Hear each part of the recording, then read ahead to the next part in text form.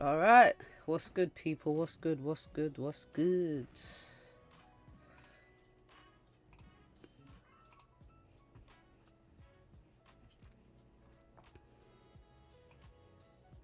Where's my music? It was very low. Hold on, hold on.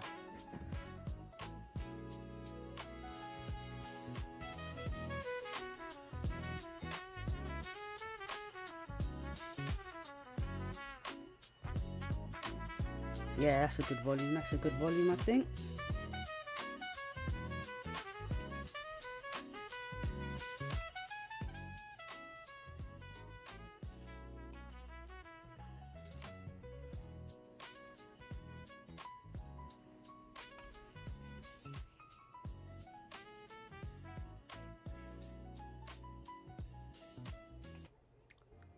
Give me one sec. Let me switch it actually. Let's go here. Alright. What's happening, guys? What's happening? What's happening? What's happening?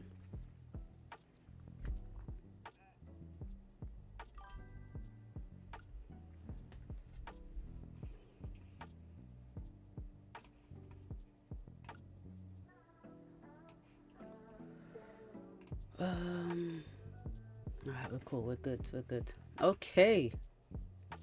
So let's see what's going on with gold today. Start with the daily. What's up, Rosie? How's everyone doing? Hope you lot are good. Let's clear some of this noise for a second. Okay, so current daily candle is very bullish. We've made a bottom wick. We've respected yesterday's low. Yesterday actually closed more bullish than I anticipated, but this goes along with that theory that we had a continuation pattern and it played out very quickly. So this push down happened during Asian and London session, where the continuation pattern was completed. Usually when you get a wick fill and a break of the low of the previous candle, so it could be the high or the low. In this case, it was a break of the low. It pushed down, it created that continuation, and then it flipped back up towards the end of the day, which the theory is if it happens very early on in the candle, depending on what candle it is, price is most likely to reverse. So we closed weak bullish yesterday, and now today we've respected yesterday's low, broken the high, and we're pushing up towards this daily resistance at 42.32. The 4 hour, as you can see to the right, is pushing up, so we're making higher lows on the 4 hour, higher lows, kind of higher highs. We have a high here that's been broken, higher high, higher low. So first target I'm looking at for buys, 42.32, which is a daily resistance. If price can get above that, 42.37, 38, and then maybe up to the highs at 42.55. So looking at the 30-minute now, can put the analysis back up, put our lines back up. We do have kind of like a double bottom right here. On gold, we're staying above Asian highs. We have a massive Asian range. So we push below, but we're staying above. So I think we might get some more some more buys today if gold does decide to continue up. But I do want a closure above this resistance as a confirmation that price is pushing. It's a decent range to the left. Well, 106 pips is not even a massive range now. That's literally one candle these days. But if we close below this support, then I think we get more of a pullback, and then down to Asian lows today. Now, what would that leave the daily looking like? It would leave the daily with a very long top wick, and maybe, well, not sure how big the body of the candle will be. We're just gonna have to wait for price to do its thing. I have to wait for price to do its thing.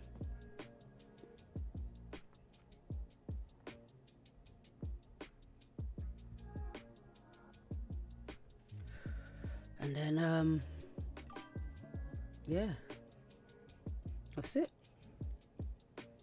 How's everyone's London session? Anyone take any trades today? Any moves?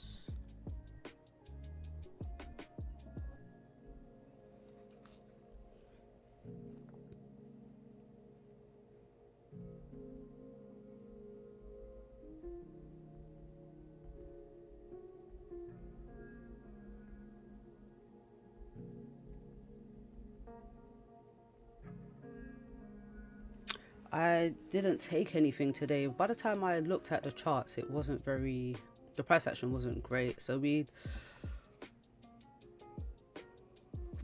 I was thinking about maybe maybe sells back through Asian range up here, but I just wasn't feeling it. Like, I didn't like how this candle closed with no bottom wick on the way down. So I anticipated it would make a wick, you know, and it kind of, when it opened, it just sort of pushed straight down and then came back up towards the end of the candle. So there was no entry there, and I'm glad I didn't, because yeah, it just sort of ranged.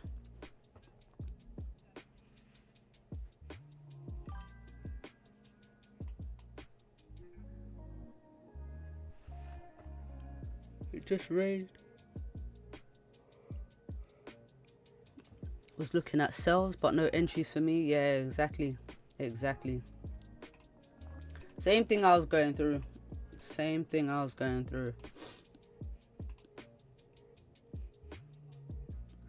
let's look at, let's go to NAS. So I did do markups this morning. NAS is looking bullish. So we finally broke this daily resistance to the left. Price action yesterday on NAS was very, very tricky. Very tricky. So after the stream, I was looking for, so we had the 3 o'clock candle, which turns out to be the new 4 o'clock candle, this broker here in particular. And so price had pushed up first. It did spike down, but it didn't really drive, and I'm really glad that I missed the push down. I didn't set any sell stops, but I was looking at gold. I was looking for, if you remember, I was looking for a closure below this support here. I was looking for a closure below.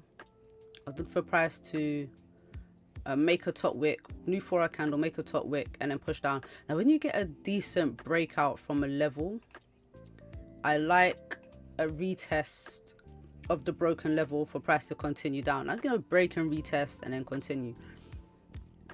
So then this candle pushed down. When this candle pushed back up, I was like, okay, this is the retest, this is good. Maybe sells then on the next candle. But I saw this candle close very weak bearish and above this support, and as I like to say, I don't like selling into a support. So I would have liked if this candle had closed a bit further down, maybe even closed below this support, I would have taken the sells on this next candle.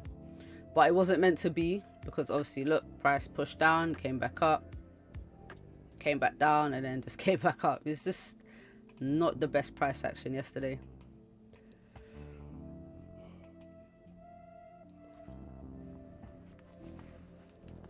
Not the best price action at all.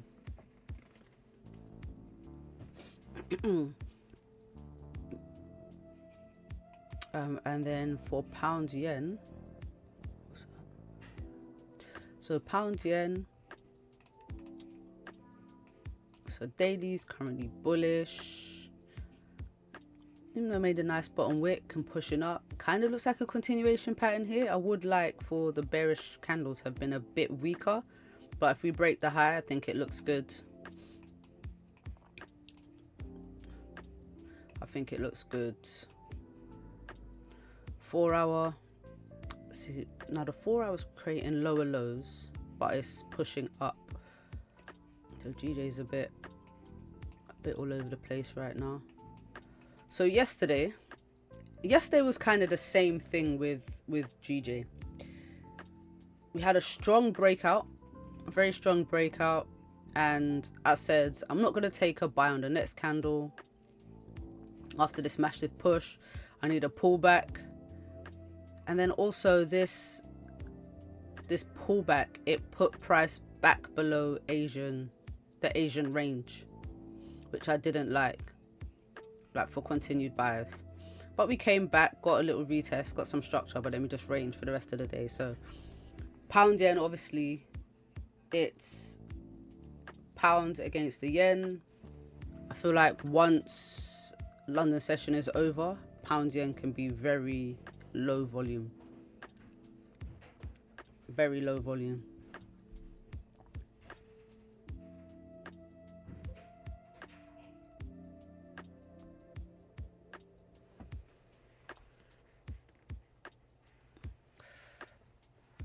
So for GJ, yeah, I'm not really looking for GJ today. So we do have 2 lots of news.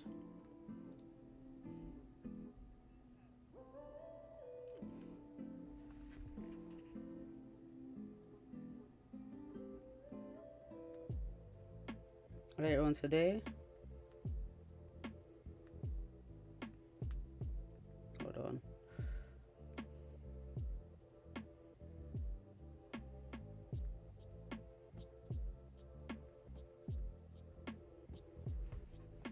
Okay.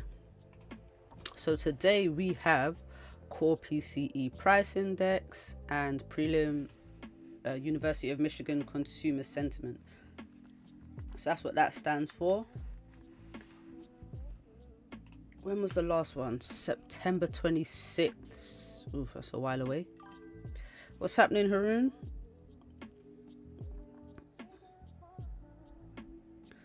What's happening? So 26th of September. Let's have a look.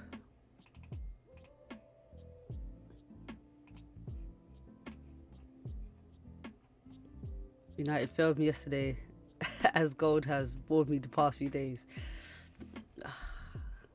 Good old United.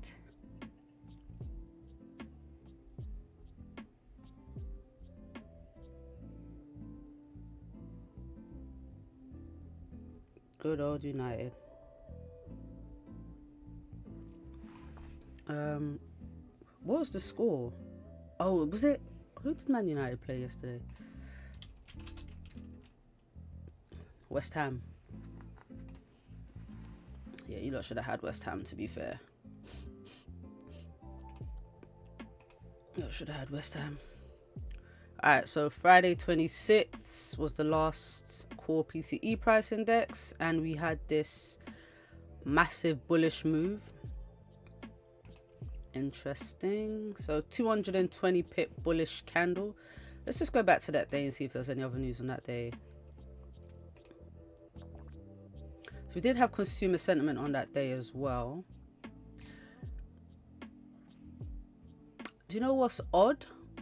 Is why are both sets of news coming out at 3 p.m?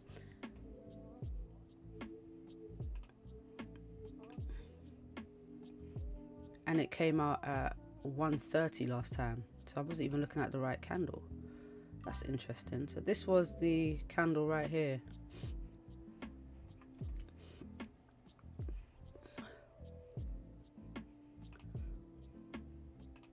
Let me go back. Is it always at 1:30? It is always at 1:30, but it's at 3 o'clock today. Okay, so this ain't even the candle anyway. This is prelim consumer sentiment on the 26th. So this is the revised thing here, which came out as expected. So don't really have much. Just got to see how both news comes out.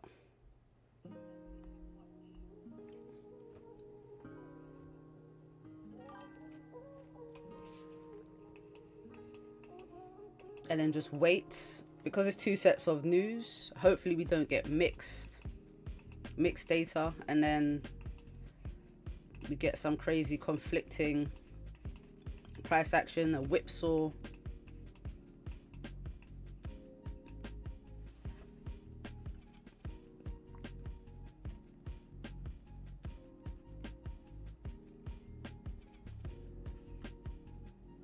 Should we do a poll? We haven't done a poll in a long time.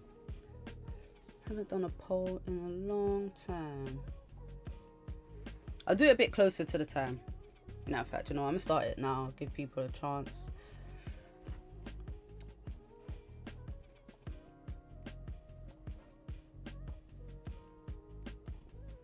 Okay. Let's do it.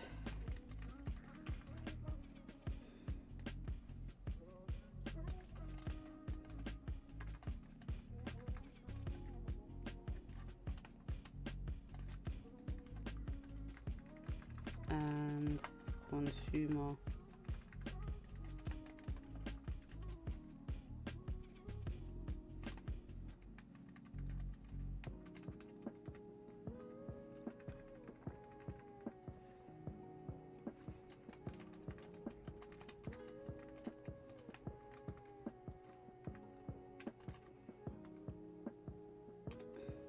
Should we add NAS in there too?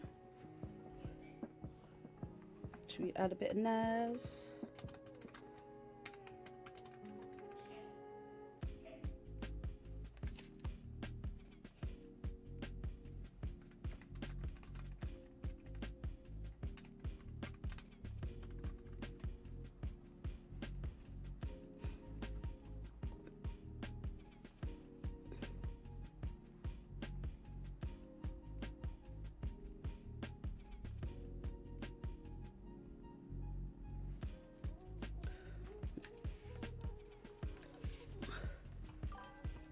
He said no NAS. Yeah, because I don't even know how. When was it? 26.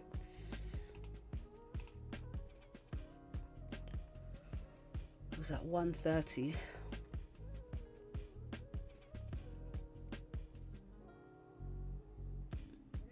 I think it would react the same as gold, to be fair.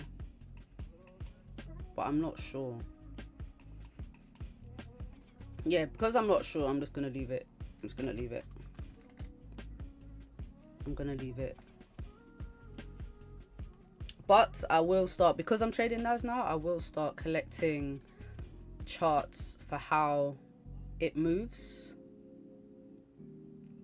Like for news.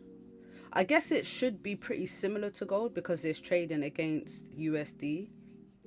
So if the news is good for the dollar, it should be good for, it should be bearish for NAS and vice versa.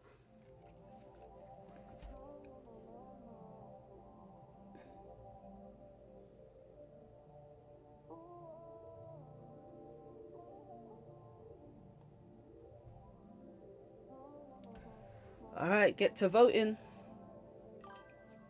Had to include some GJ because, you know, pound yen, as Rosie said, it reacts to high impact news.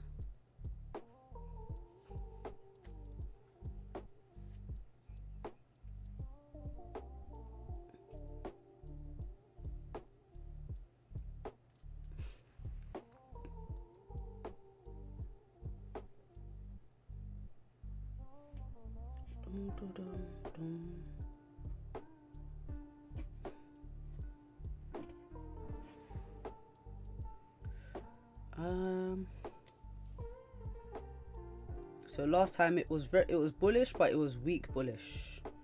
Well, but the consumer sentiment was very bullish for gold actually. So the PC didn't do much.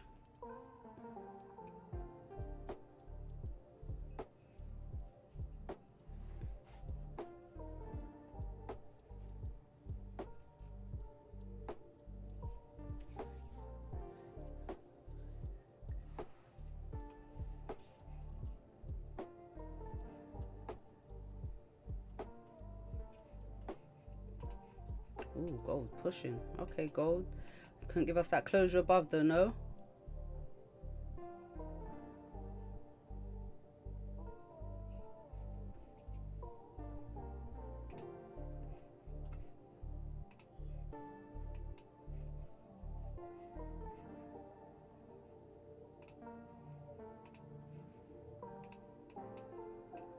So 42.32, that was the daily resistance level that I was looking at right here. So it doesn't mean that price is going to reject completely. It was kind of the first target. And if gold does want to continue pushing, you know, I'm anticipating it does push, but maybe if we get a pullback, that it might respect 42.32. It might close below daily resistance, but that's not for a while yet. I mean, we still have 9 hours left in the day.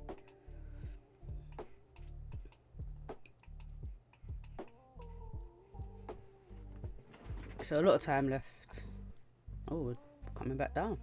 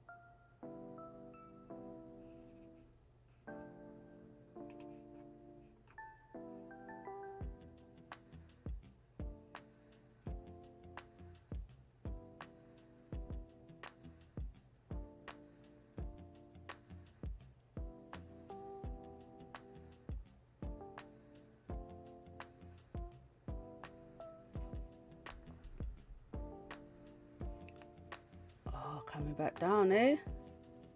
All right.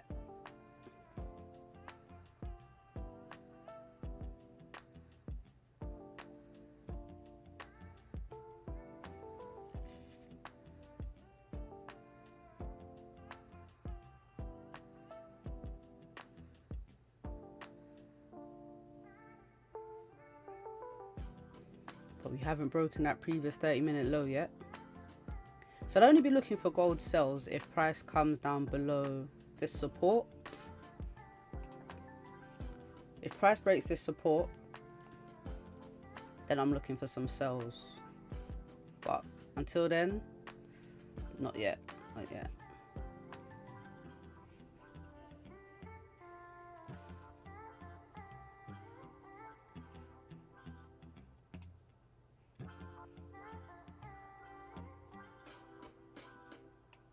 Might have just been making a top wick for this candle here. 7:30 candle, no top wick. It's been happening quite a lot on gold recently.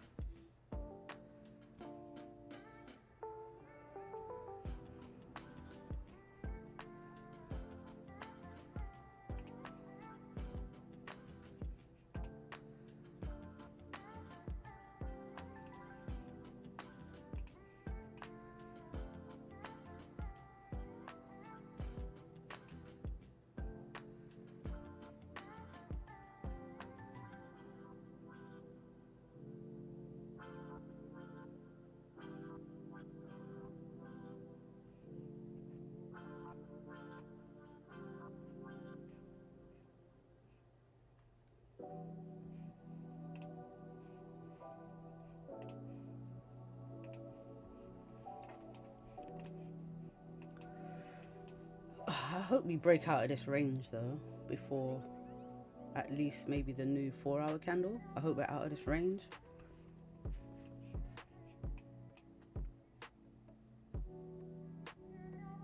But I'm watching this current candle.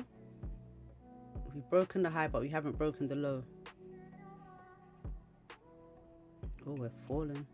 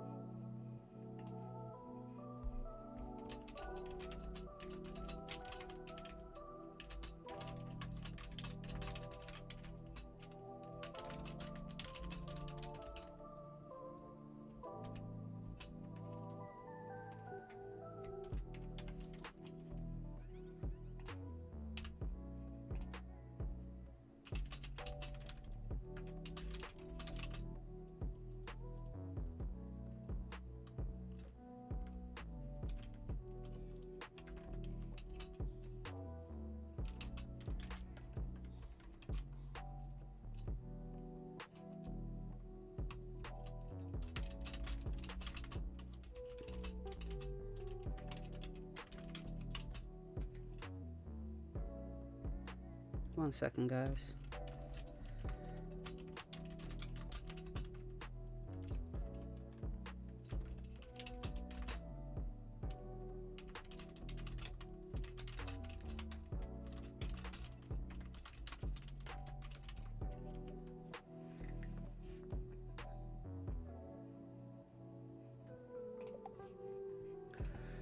Alright, gold, what are we doing? If this daily flips bearish and we start to drive down in the next 50 minutes, I think we get some good sells down to Asian lows.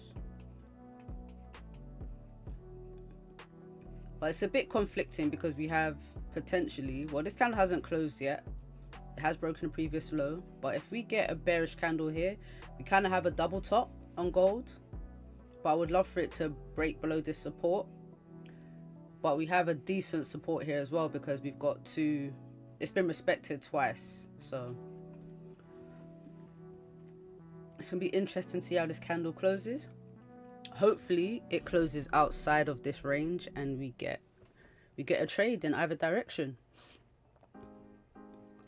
So for the sells, I'm looking for sells down to Asian lows, and for buys at the moment I'm looking at 42.37.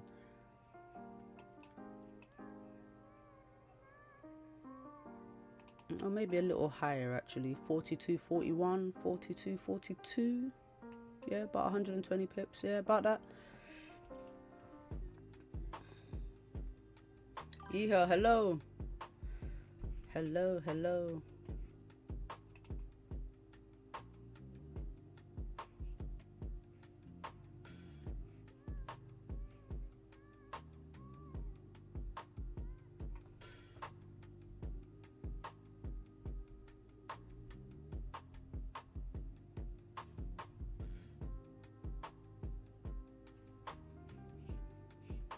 Coming back up. I think everything's a bit in limbo right now until we get this news in 2 hours, hour and 50.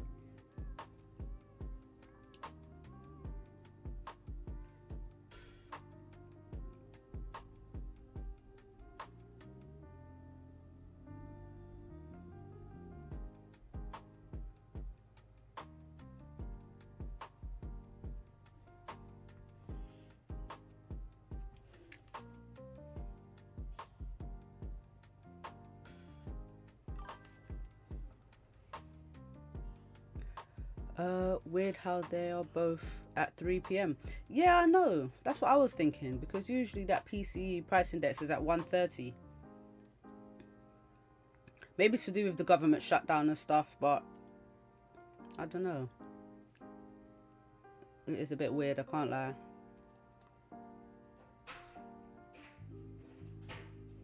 It is. But we'll see. We'll see. Hopefully they're both, you know, good numbers or both bad numbers, and we don't get mixed data.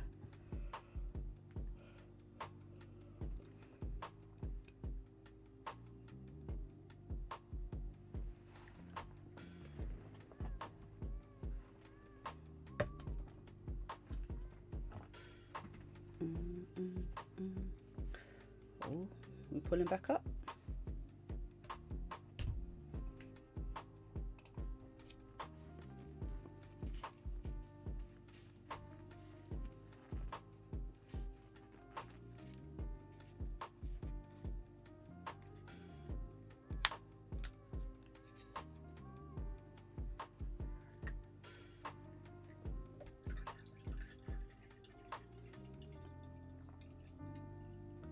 Big glass of water.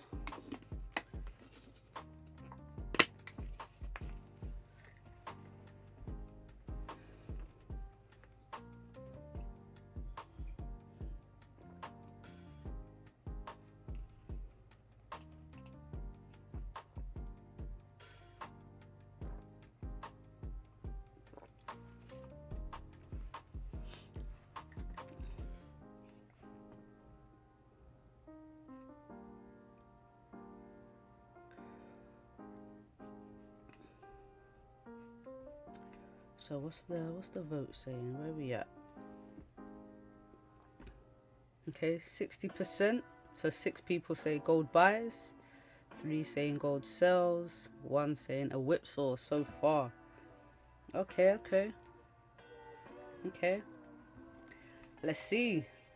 I mean, obviously there's wrong answers, but you're not expected to really guess and know which way gold is going to go, especially when we don't know the numbers. If we had the numbers, then we can make a more informed decision.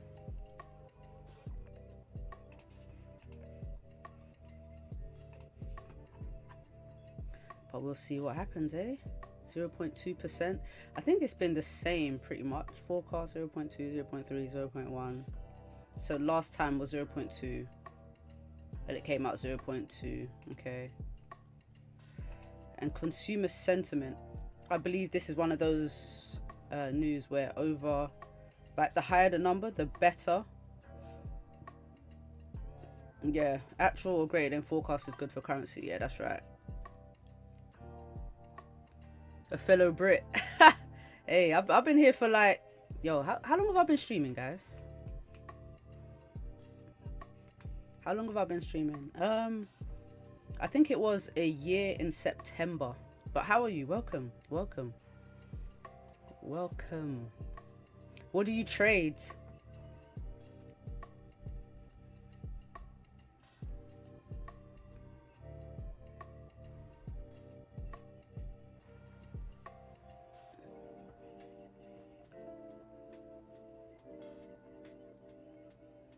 We trade a bit of gold, a bit of NAS, a bit of pound yen.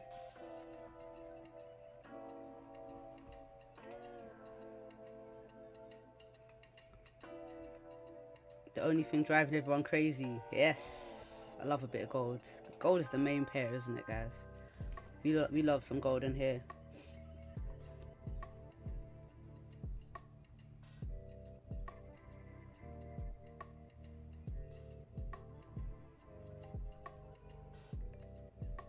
We gotta love some gold, man. It's the bread and butter. Tried and Forex, hate them. Do you know what? NAS is very new. NAS is very new. I've only been trading NAS for about, I want to say, a month now. It's been about a month.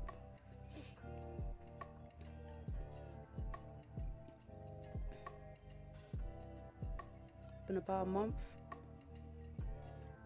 But yeah, NAS has got some potential, definitely.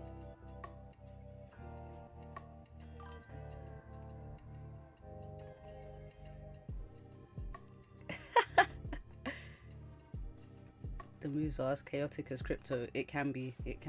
Hey, there's nothing wrong with being an Arsenal fan. Look, we need to not talk sports or politics here, because, you know, that's the sort of separates people. You think gold is tame? Gold? How long have you been trading gold? Because gold, I think this past year has been the most volatile I've ever seen it in all my years trading. And I believe it's been more volatile than certain cryptos. Maybe even Bitcoin.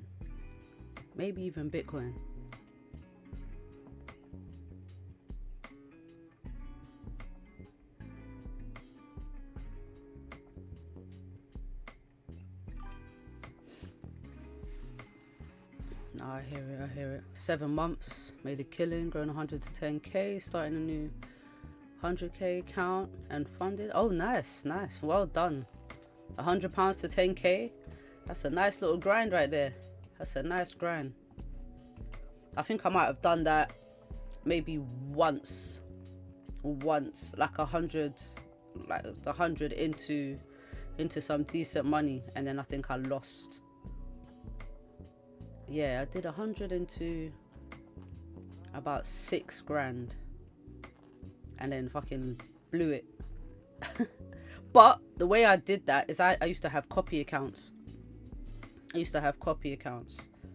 So I'd trade 2 accounts at the same time. It would just copy each other. So it was, I think I grew small money into the 6k, but it was 2 times 6k, so it was about 12. And then I don't even remember how I lost it. I think it was on GJ. Something happened with pound yen, and pound yen just tanked while I was in a trade, and I just watched the money go down, and I'm like, it will come back, and it just didn't come back. I didn't lose it all, but I really let it drop.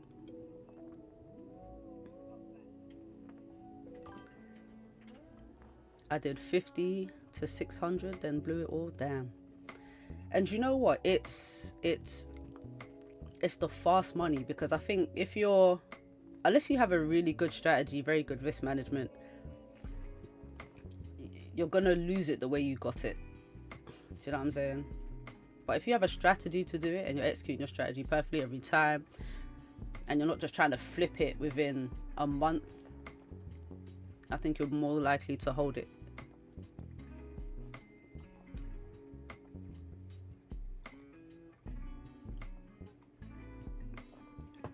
I had a friend that was new to trading. I had about £1,000 in the account. The grand dropped down to like £60 or something like that.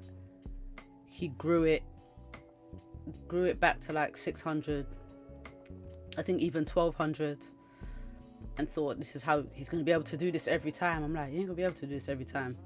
Especially when a big trade of his came from news. So he was like, look, I'm just going to risk a little bit more for news and then just trade lower. I was like, that is the worst thing you can do.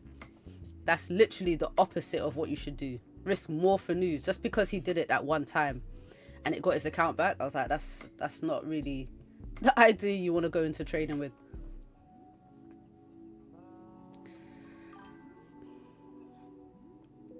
I did it in stages. Once I doubled the 100, I withdrew the 100 capital and traded a profit. As soon as it grew to 10k, I withdrew about 8, and then blew the 2k on the gold volatility. Damn. Yeah, gold has been super volatile, man. Super volatile.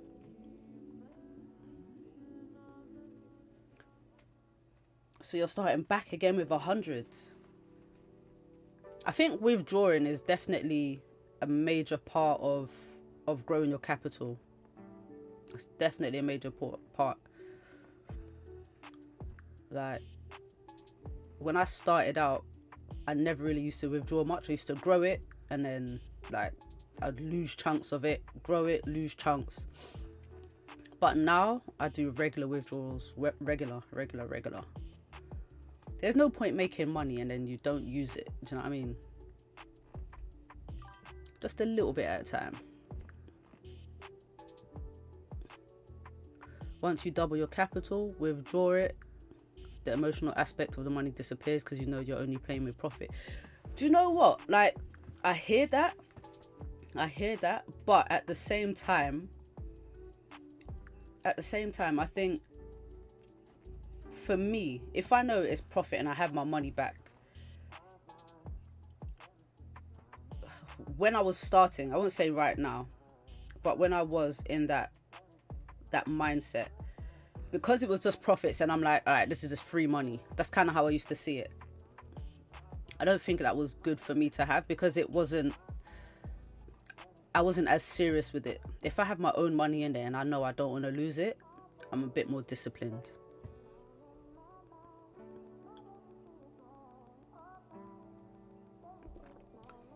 But that's what I withdraw. Just a bit. I think you have to have some skin in the game.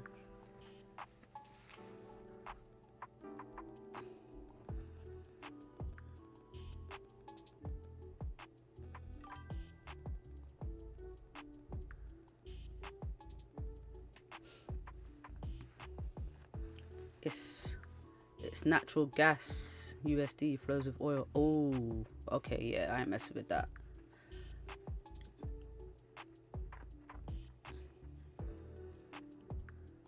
Nat gas, okay. Oil is one of those. What kind of news do you have to follow for oil?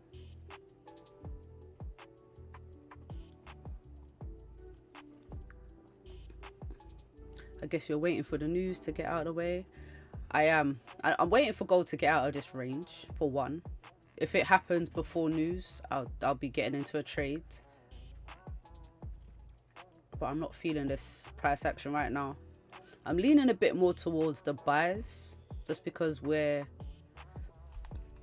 is quite bullish. 4 hours already broken this previous 4 hour high. So I do think we might get a bit more of a push up.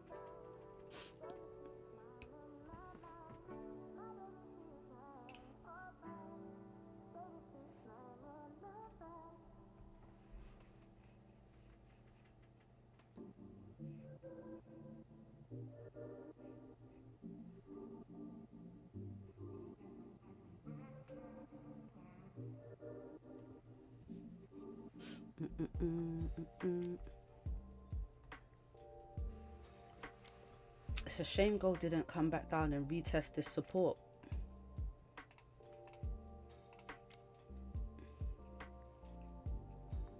Kind of tested this 1 hour one. Give us a triple bottom.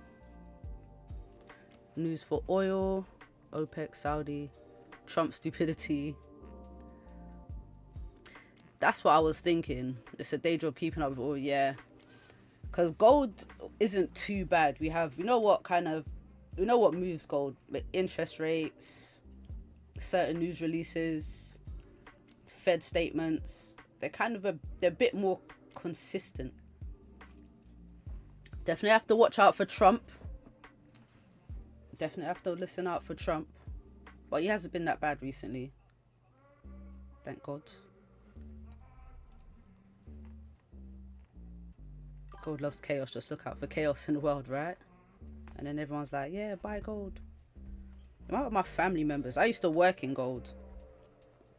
I used to tell people all the time, buy gold. I used to give people earrings, like my family members, aunties, mum, give them gold earrings for Christmas and stuff.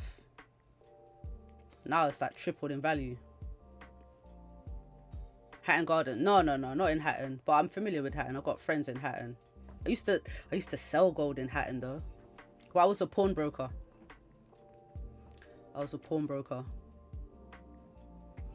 So I was around a lot of jewelry, borrowed money against it, all that. Good times for like 8 years. 8 years. Yeah, I'm full-time trading now. when did I left there 2023. 2023. Yeah, 2023. Was there for 8 years. So yeah, so I just jump on stream every day. It's very boring trading by yourself. I used to do the London session. Started off in London session, met some cool people, and then the chat did a vote to stream NY session. So that's why we're here now. London session can be very quiet as well. London session can be very quiet. I mean, look, it would be like 7 till 9. So this would have been my London session right here if I was streaming.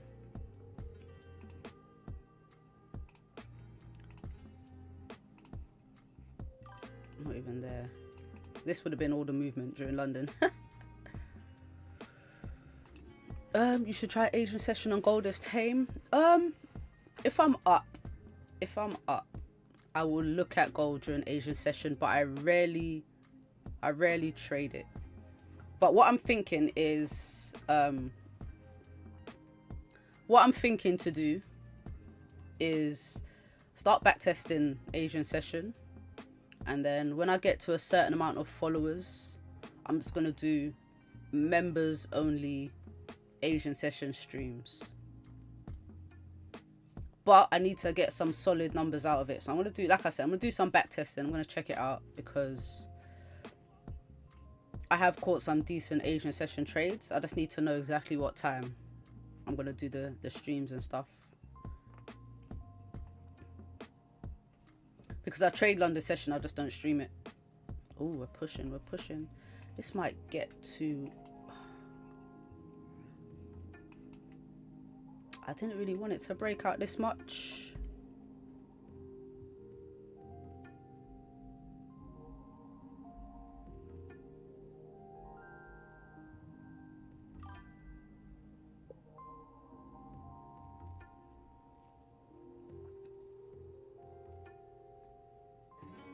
Just wake up between 6 and 8 when there's profit taken, and London test of the Asian highs or lows. So do you still call between 6 and 8 Asian session? But it's like towards the end of Asian session, right? For me, Asian session is like 12 a.m. till about 2 a.m. But I guess that's the open. Okay.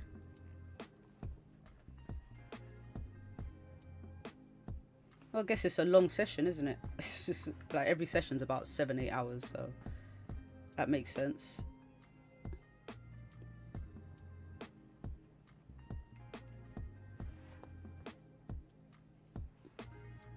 Okay, I'm up at 6 anyway, so that's not a problem. Right, so we've had a breakout.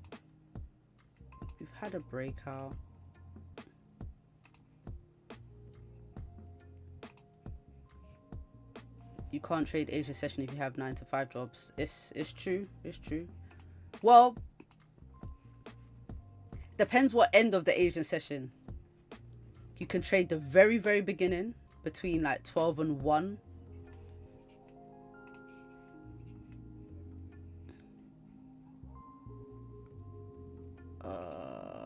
Gold is gone, isn't it? Oh, I didn't like that. What was that about?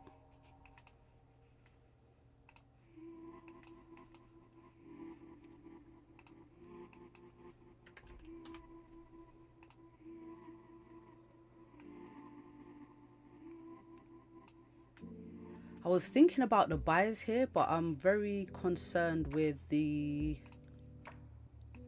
4-hour resistance we're buying right into. But I think it's gonna push, you know.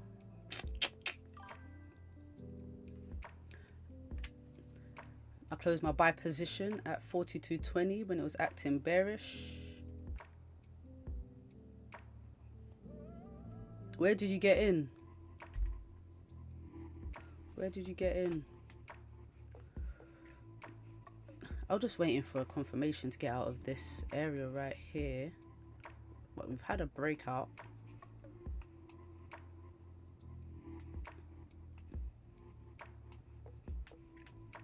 I like to use the previous candle low as a stop loss, or at least entry candle, but this bottom wick is not very big.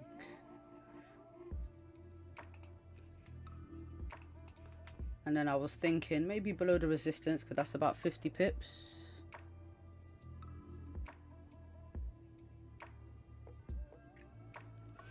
Ash, what's going on? What's going on, Ash? How you feeling, girl?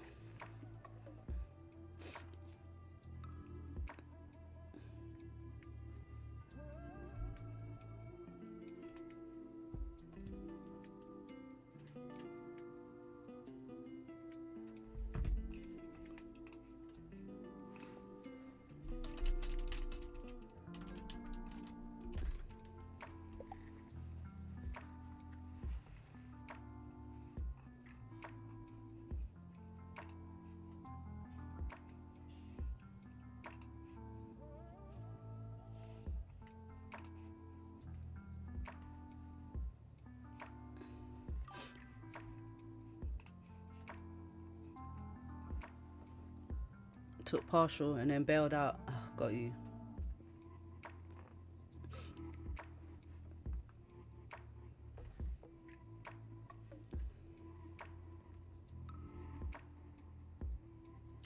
I still think gold is gonna push some more. So look, we got this 4-hour resistance here, 42. Let's call it 42.38. 42.38.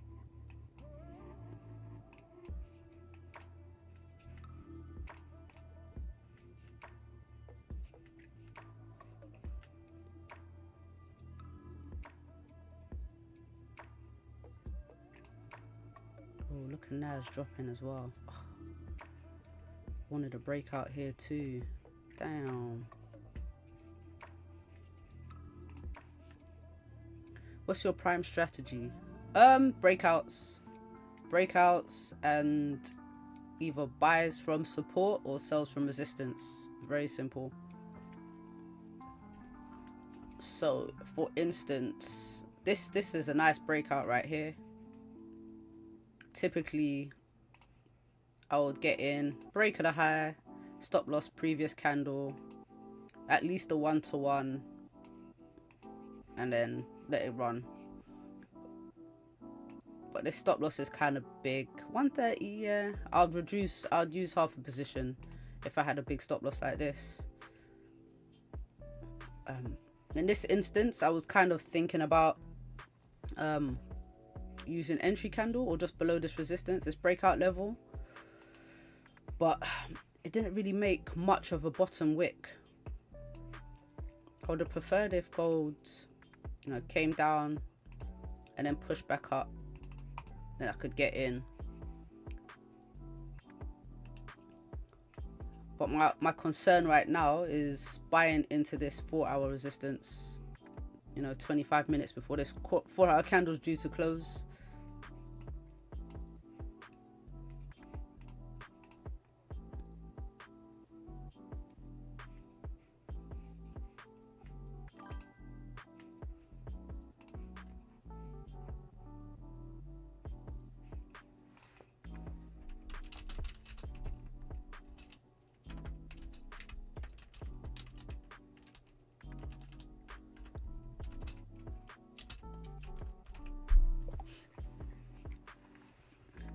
I'm surprised gold isn't driving up. Like, it's broken this high. Why is it not pushing? I stick to trend line breakout for buys and sells. Sometimes 1-hour or 4-hour candle retracement. Oh, nice. Well, it seems to work for you. You know, called 80 pip runners. I think, what's the biggest runner we've had on stream?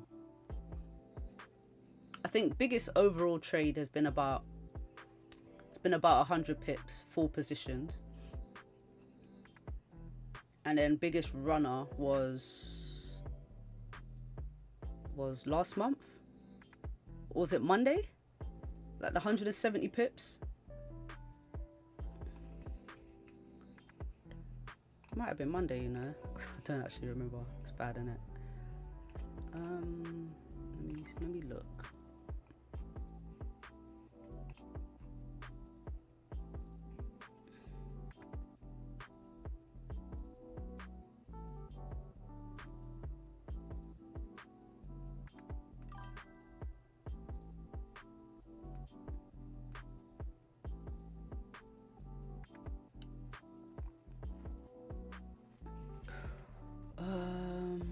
Yeah, it was Monday. Imagine. Yeah, I closed partials at 50 pips and closed the runner at 170 pips.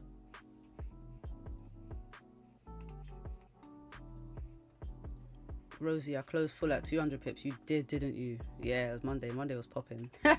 Monday was lit.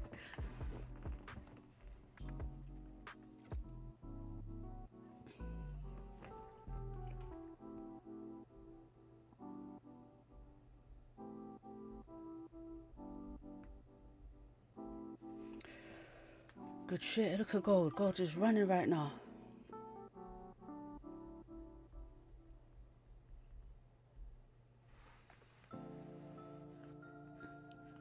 Benny was a banger. It was. Trend line breakout.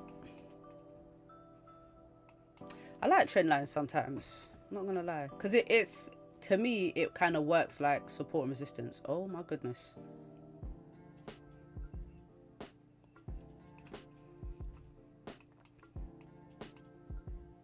I'm done with buys for now until 42.24 is retested on the 15-minute. Okay, so you're waiting for a pullback. It's not a deep pullback, but it's a decent pullback. Decent pullback.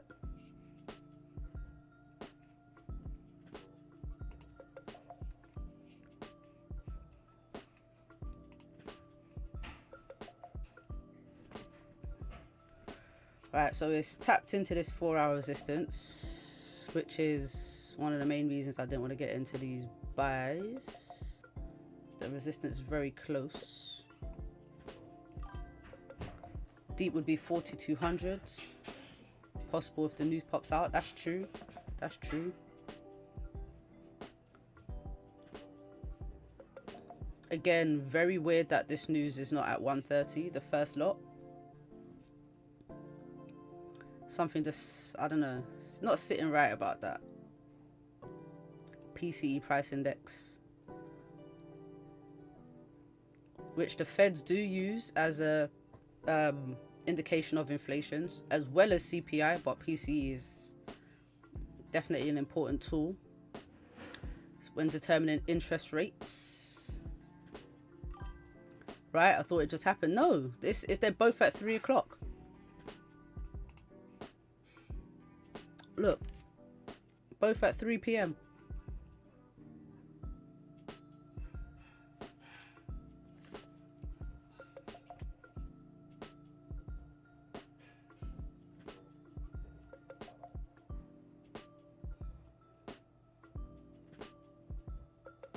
Both at 3 p.m.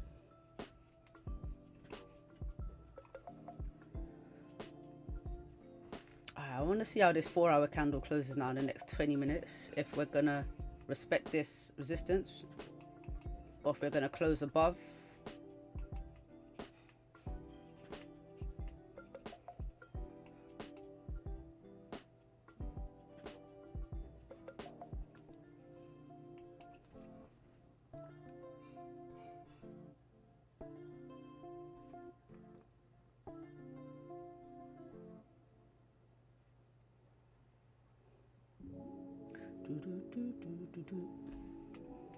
I can't believe how much NAS dropped though, man. I gotta set alerts for this thing because when it moves, it just takes off. Look, clean range all the way down. Oh, this would have been a 10-minute trade. Little 55 pips.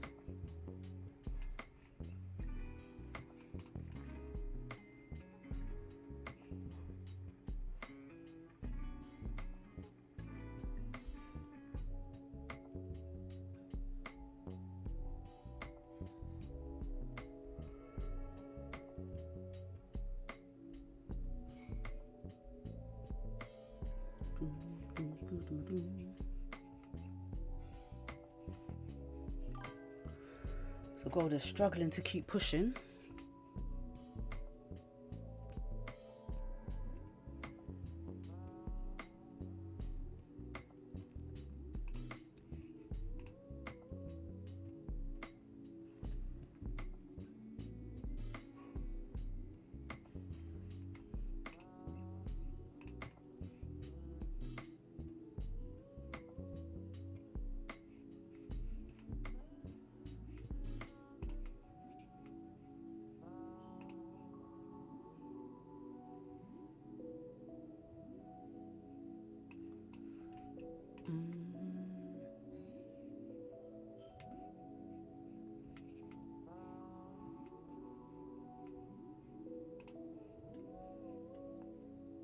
All right, Goldie, how far are we coming down? Back below this resistance, or are we just getting a retest?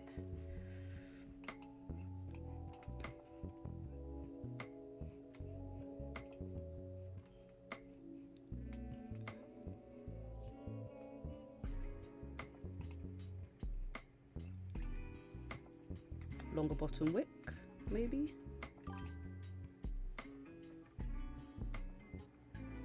Yes, North Londoner. Exactly, Haroon. No one's supporting your shitty Manchester United. I'm sorry.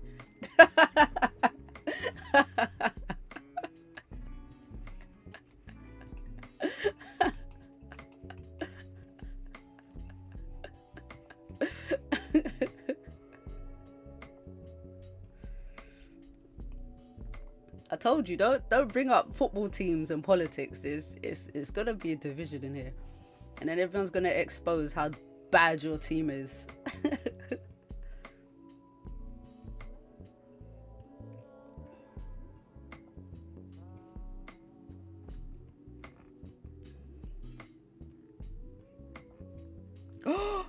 No! Oh my god. There's two of them. There's two of them. There's two of them. Ugh.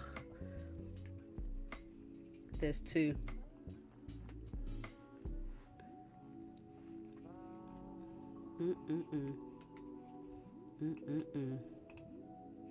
Jeez. If this could be a sign of what's going to happen to gold after this news comes out, because what is going on here?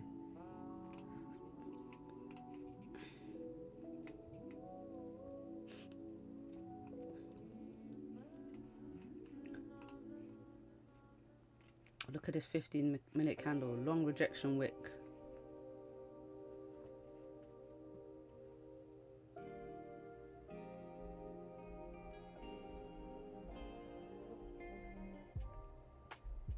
Gold will fall. I hope so. I mean, I don't mind a little pullback. Right off this 4-hour resistance.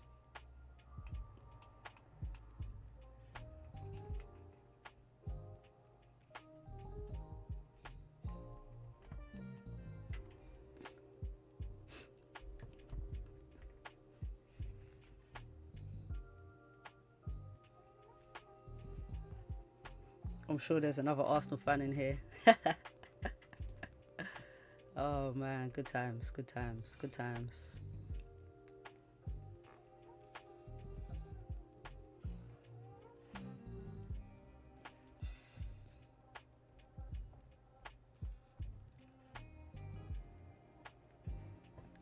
Right, so looks like my NAS sells are kind of off the table right now with this crazy drop.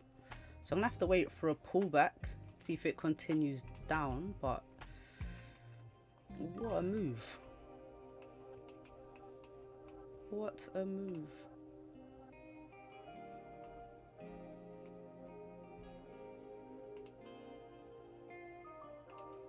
Yeah, I'm just gonna have to wait. I'm gonna have to wait.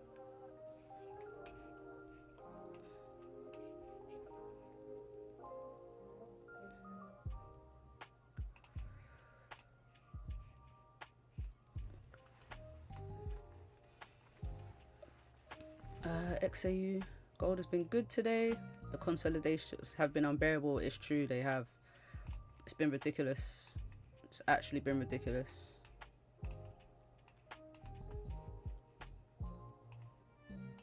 That New York mayor is an Arsenal fan. Mamdani, Ian Wright sent him a message. I saw that.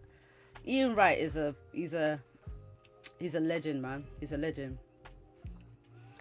We'll forever love Ian Wright as an Arsenal fan. Forever. Him, Bergkamp, Henry. You know what I mean? The old school ones. Bit of Van Persie.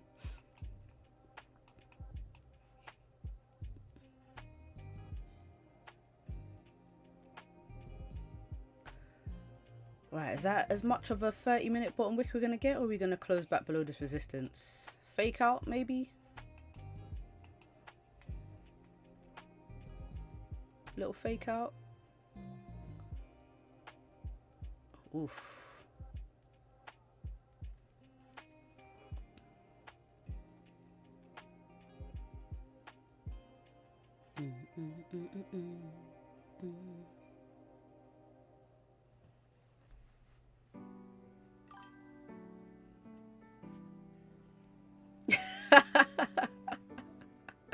You lot can have him, man. You lot can have him.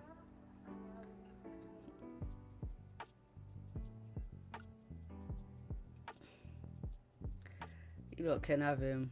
But you know, he did his thing while he was with us.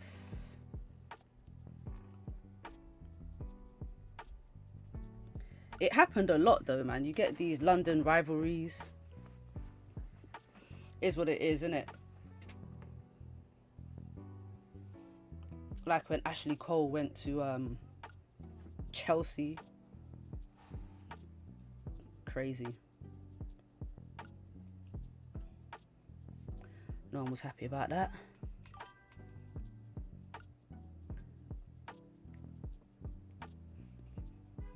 Benny said he's a snake. NASDAQ, same time, down like yesterday. Is it?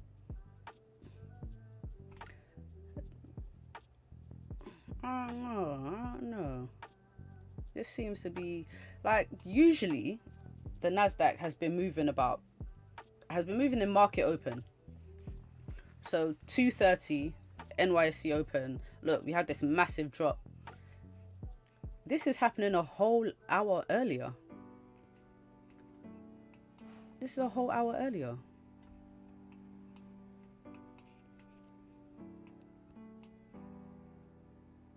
We had this random push up and then sells right back down. This is really falling.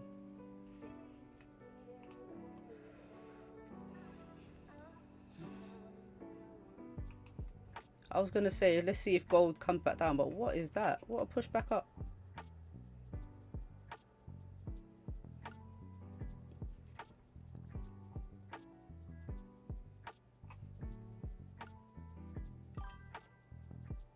It's clearing out all the OBs. This baby seems like it's gonna drop hard. I think so.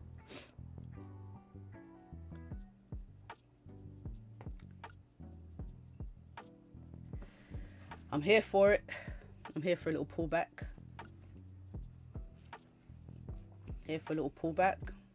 Gold likes to play between these 4-hour highs and 4-hour support and resistance levels. So we've had our retest. We're pushing up from a 4-hour support.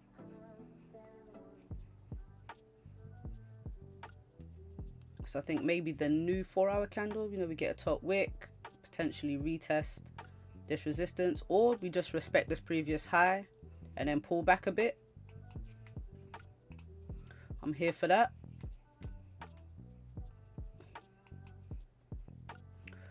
But if it stays below this resistance, if it breaks above, I think we might get a bit more of a push up.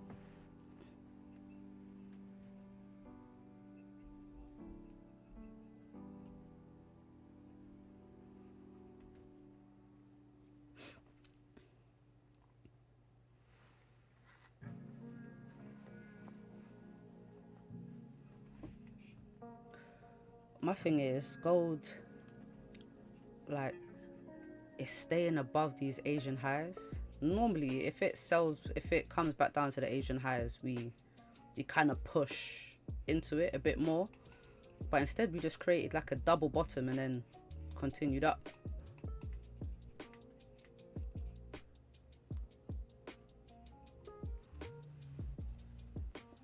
You know how it goes. Last 5 minutes of the 4-hour candle, gold will do like a 100 pip move.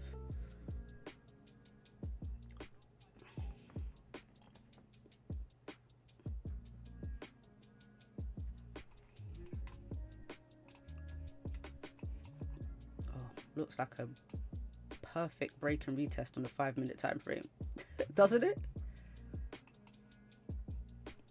Okay, 7 minutes. Let's see if we break this resistance.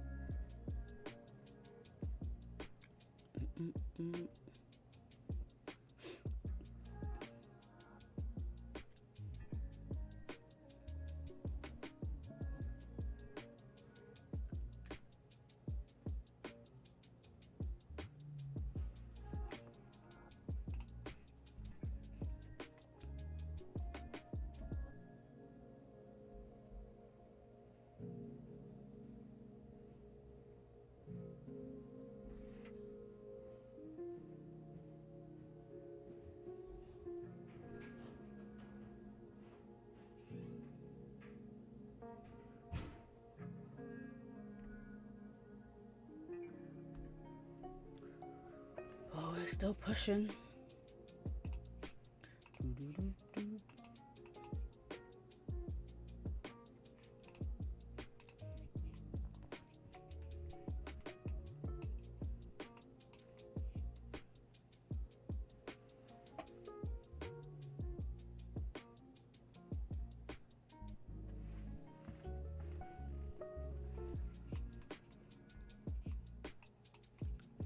This is the 5 minutes of truth now.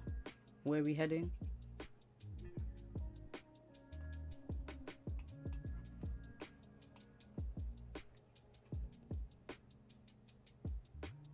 This 4-hour structure here though is not pretty. This is not pretty.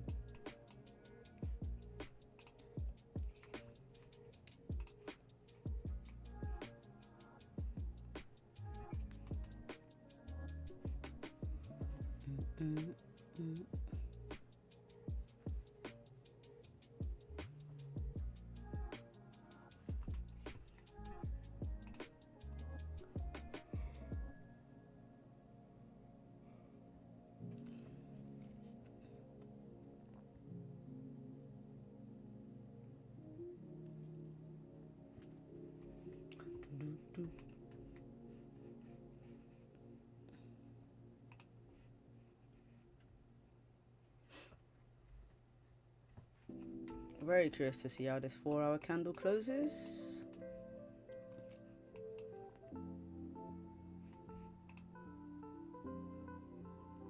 Now it's pulling back up. Pound yen, this is such a slow move up. Oh my goodness. 36 pips, 5 hours. 5 hours for 36 pips. I've tapped in for a sell now.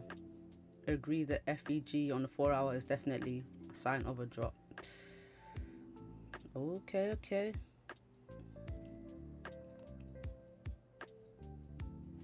Let's see what gold does. You're very brave to take a sell right before the new 4-hour candle opens.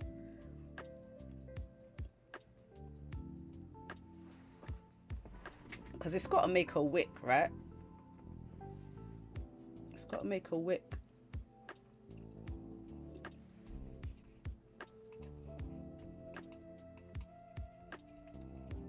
Let's see what gold does.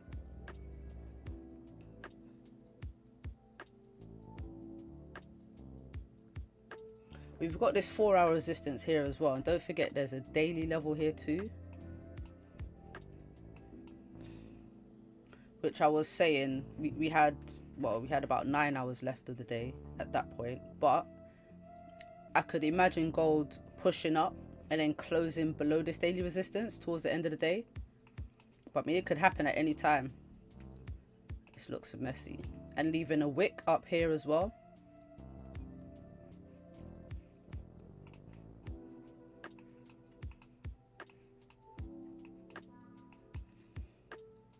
So I was considering that.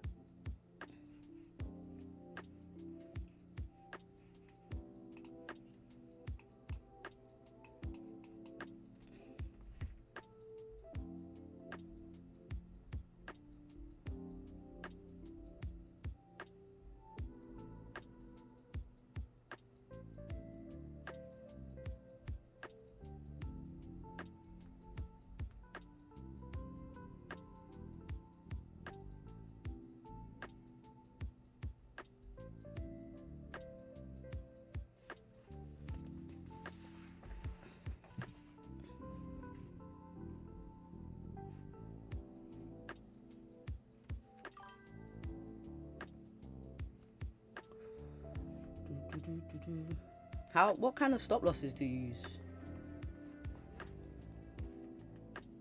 I feel like gold stop losses are huge these days. Huge these days. Even if I'm using the 5-minute time frame, I can still get 100 pip stop losses.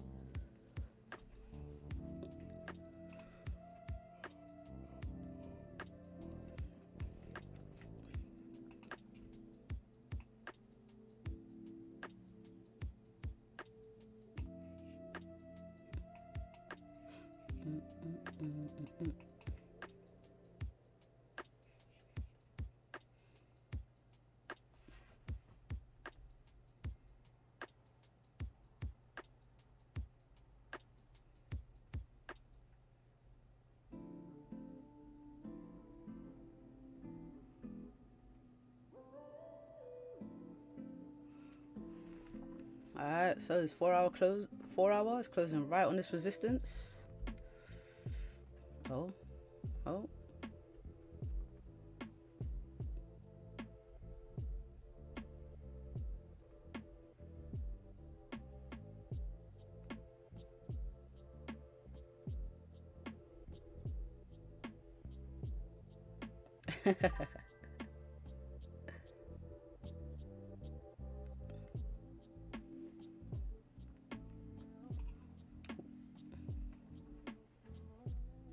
I'm out. Wow. Okay. Damn. Super scalping. Nice one.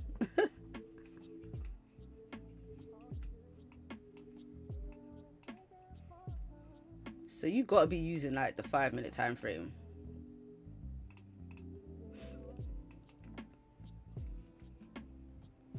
Or 1 minute even. Alright, so we got the new 4-hour candle opening now.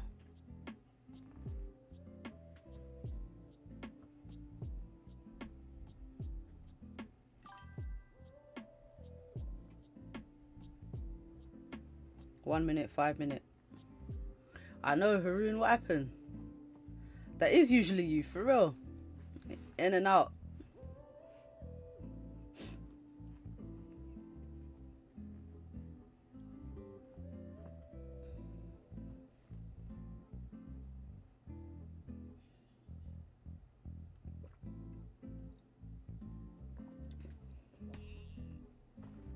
Entry at 42.36, TP 42.35. Nice.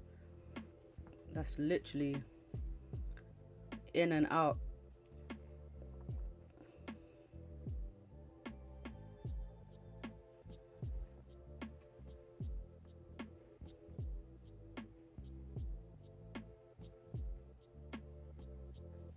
Trying to change, want to get a prop challenge, and I think scalping won't help.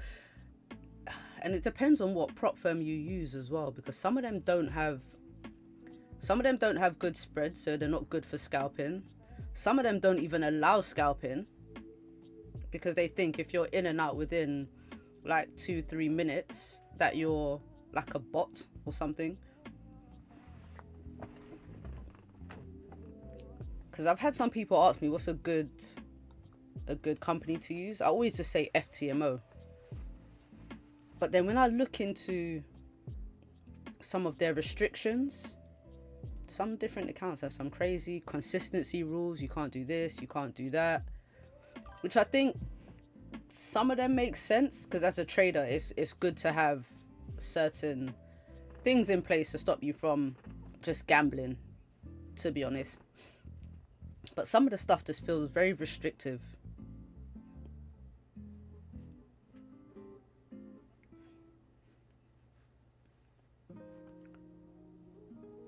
All right, 4-hour bottom wick.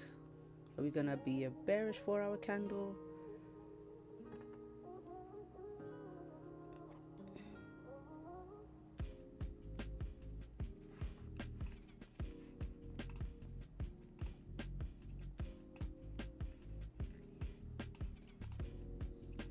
GJ is incredibly boring.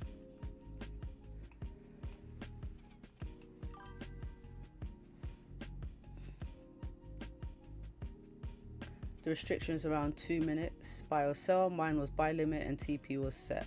Okay, so that is that like a way around it?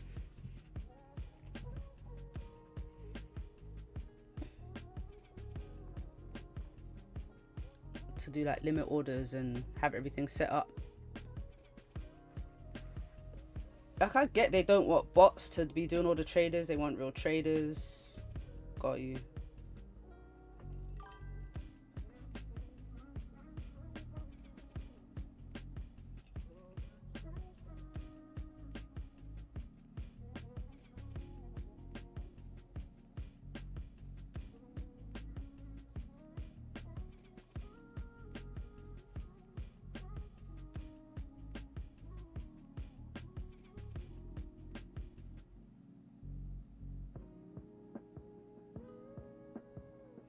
Longer 4-hour top wick.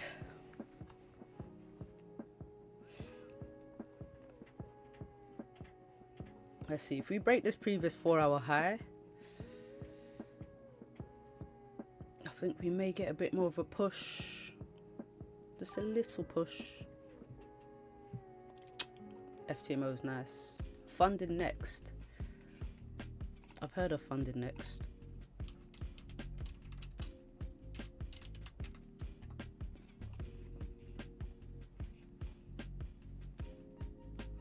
Everything's cheaper than FTMO. Everything.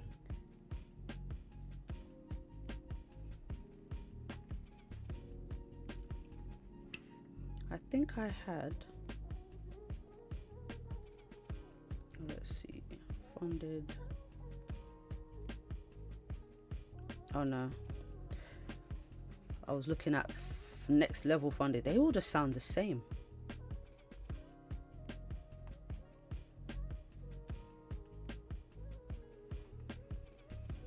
They literally all just sound the same.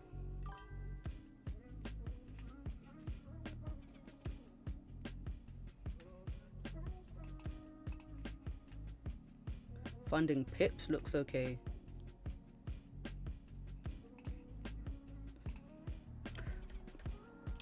I would definitely just keep an eye on reviews, man.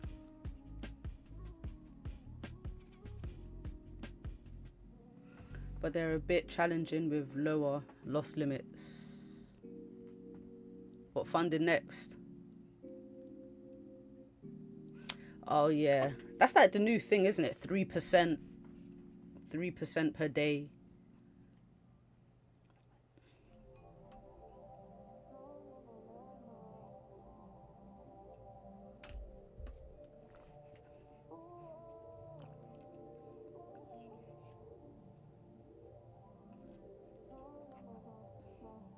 I follow a lot of these prop firm owners on X, and then see what people are saying about them. Obviously, go in their Discords, look at their reviews. There's this guy that's doing this. What's his name? His name is. The aim is not to pay. Facts. There's this guy that's coming for Roger Banks, yeah? He's coming for Roger. It's so funny. His name is Prop Wars with a Z at the end. Prop Wars. And he is on Roger's neck.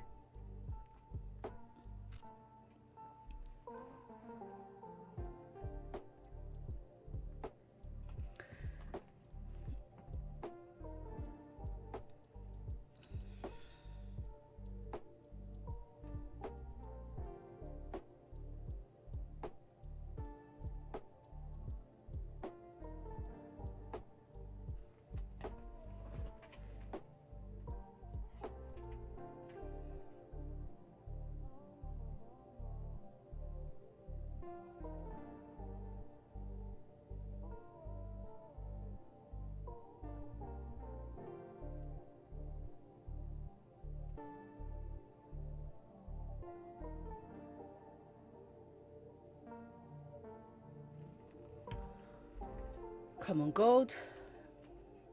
Gold really might be waiting for this news.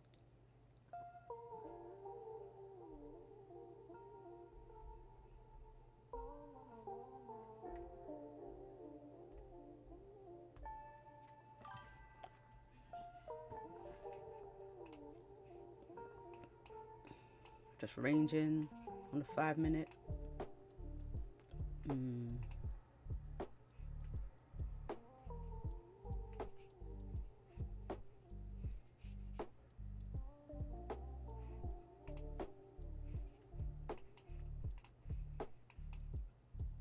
It's just a waiting game now, right? But don't forget, the last time this news came out, it was bullish for gold. It was bullish for gold. Wasn't it 26? 3 o'clock? Oh, this was the consumer sentiment news. 220 pips. Gold pushed. 220 pips. Look, range. Shot up. And this was core PCE down here at 130. 107 pips.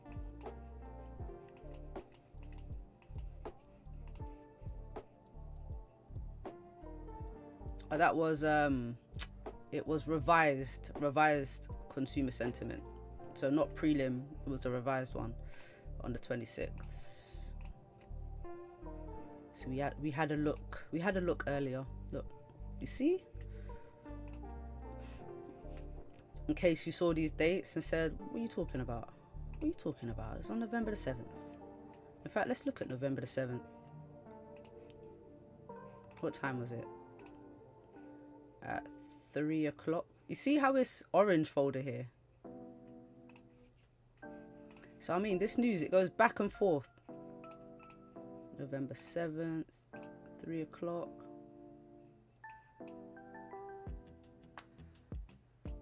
It was low impact here. No wonder it was orange folder.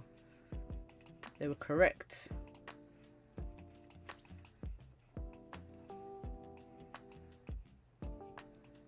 Oh, you're gonna break this 4-hour high? Get a little pop.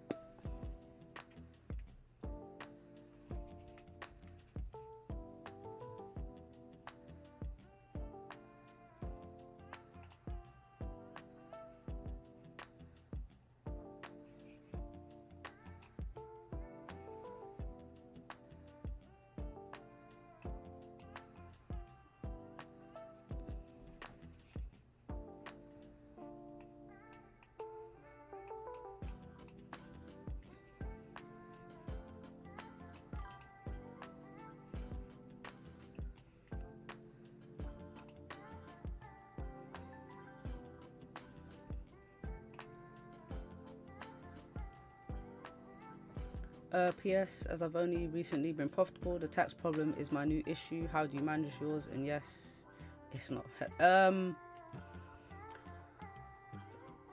It depends on how you withdraw.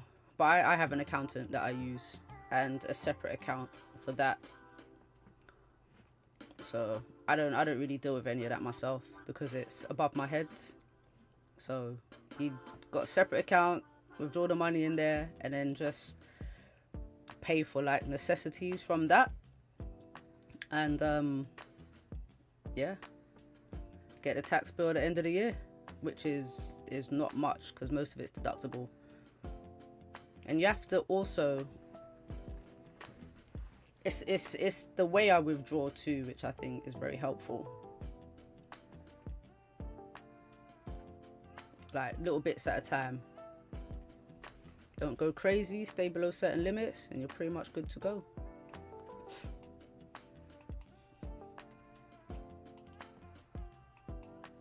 But if you're getting massive, so when I was trading prop firms, I was working.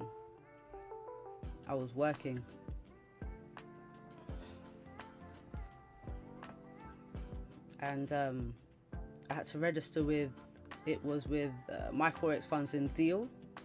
So I remember they said, does the accountant ask for the statements?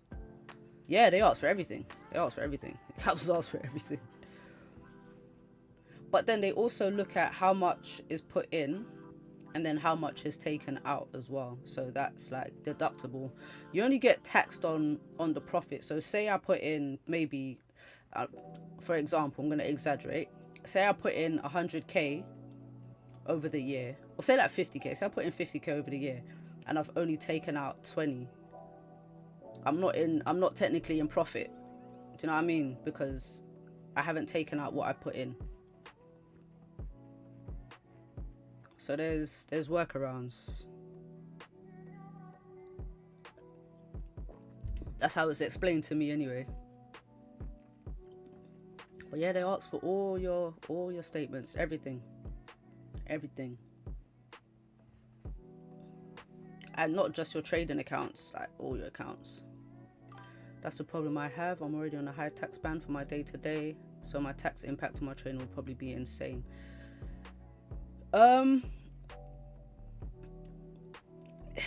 So maybe what you'd have to do is, all right, so it depends on how much money you earn from trading, but it may be worth having a business account because you get taxed less on that, especially if you're using prop firms, having prop firms pay to that. So yeah, if you use a business account and just put your money, like just use that account for trading, you might there's workarounds.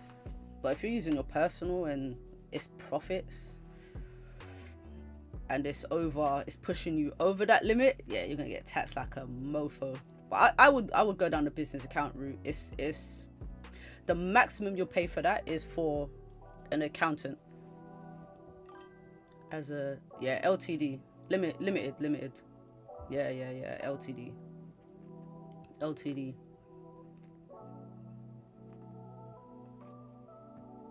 I think you have to, man. It depends what kind of money you're bringing in, but yeah, that's how you should be doing it. I think that's the best way. Listen, I didn't do this by myself. I got advice from someone who said do XYZ. You know, I listen to people smarter than me. You know.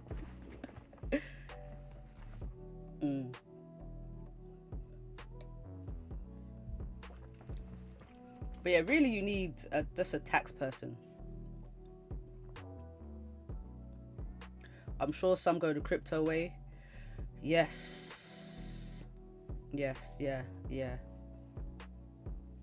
That's why I think withdrawing everything that you make is probably not the best idea. Maybe just put it in, have more than one account, more than one trading account. Maybe just transfer like your profits to another one, start again, just build it up. Unless you're really trying to use it. But there's definitely workarounds. Tax implication is on CFDs. Yes. CFDs.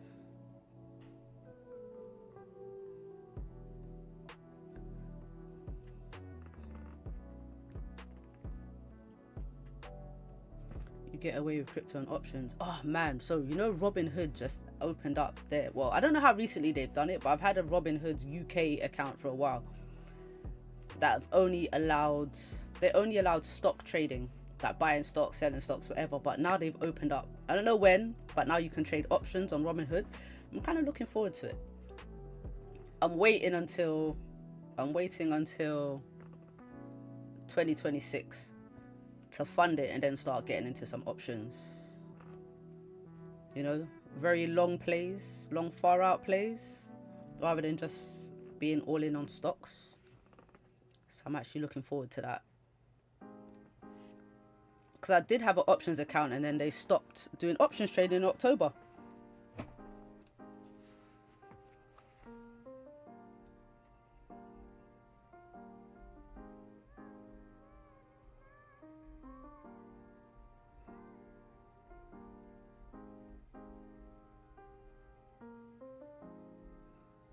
You said there are spread betting brokers now, so that has no tax. That's true. That's another one.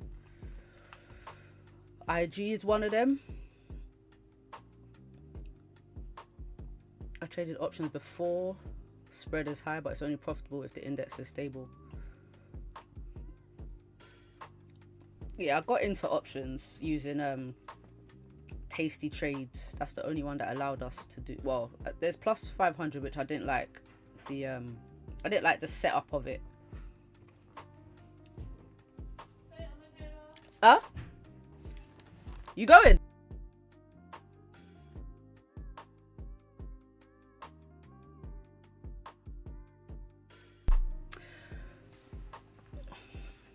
Sorry, I'm back.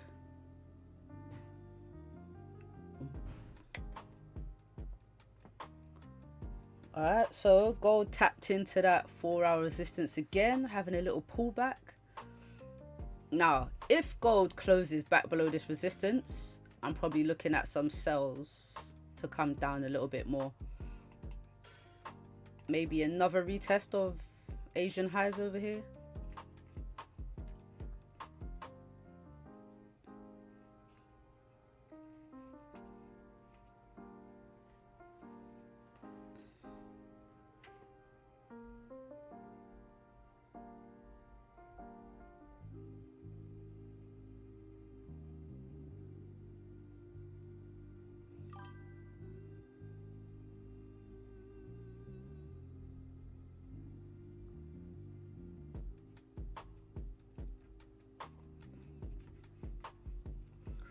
Robinhood UK, yeah. The GameStop people. Well, yes and no. Yes and no. They weren't the only people involved in that whole GameStop stuff, but they definitely had a part in some type of manipulation. But they wouldn't call it manipulation. They just, I think, needed liquidity, or yeah, they would have lost crazy amount of money. So it kind of was manipulation, wasn't it? Only allowing people to sell instead of buy. That was a crazy time, you know.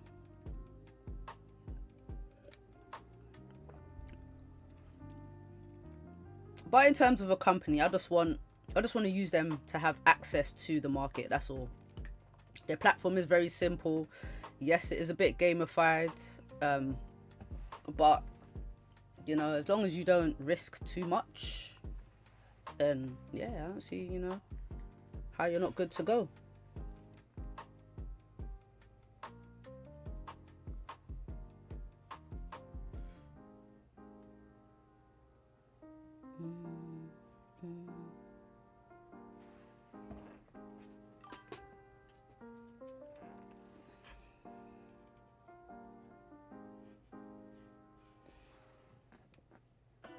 It was manipulation. There you go.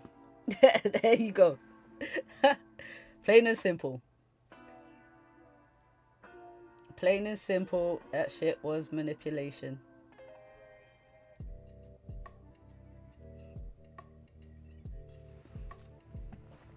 Yeah, that was some, it was some real shady stuff going on right there. Real shady stuff.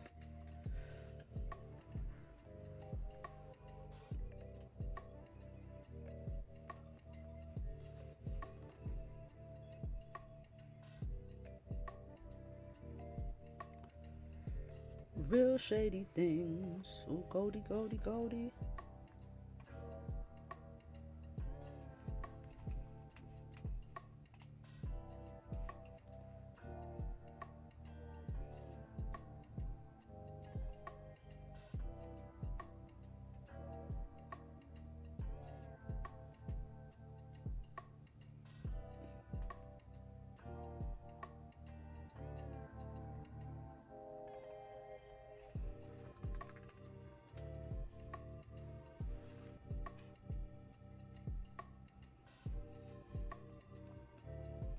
It's like gold wants to come down, but then it's just not. What's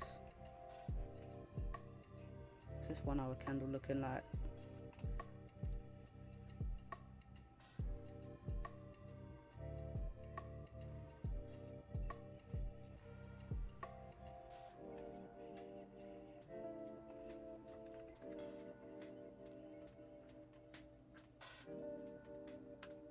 Robinhood CEO jumped in front of the crowd for Citadel, and I think that costed their reputation. I've never looked at them the same. Yeah, they definitely took a big hit. They definitely took a big hit.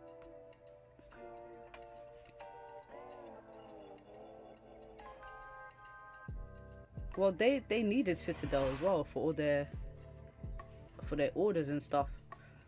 It's a big part of them making money. So if you're, it's like if your sponsors don't have no money, how are you gonna make money? 8 minutes for the chaos to begin. NY entry. Oh yes, I'm looking forward to it. Let's see.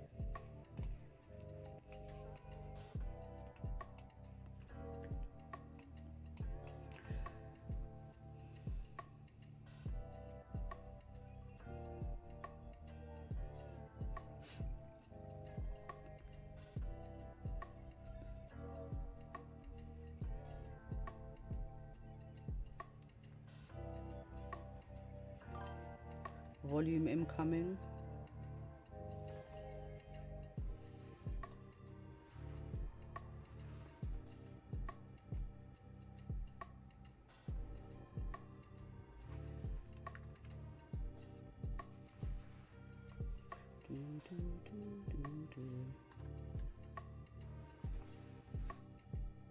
What do you think is going to happen? Buys or sells? Like, it's staying above this resistance.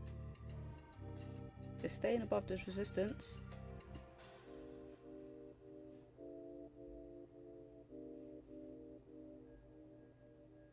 I thought we'd be getting more of a pullback if it wanted to drop.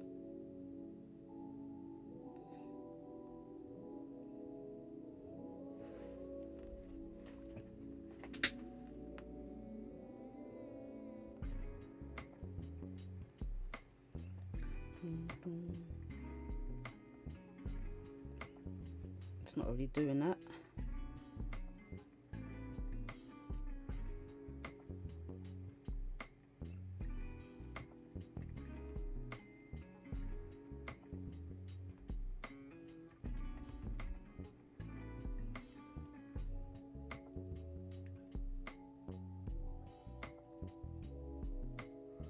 Have you been able to get the Lambo yet?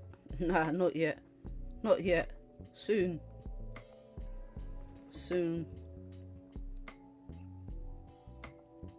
I think I want a house first. House first, then cars. Do you know what? I don't actually like driving. I actually don't like driving.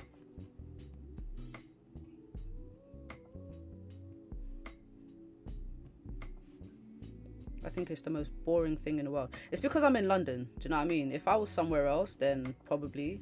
But driving in London is horrible.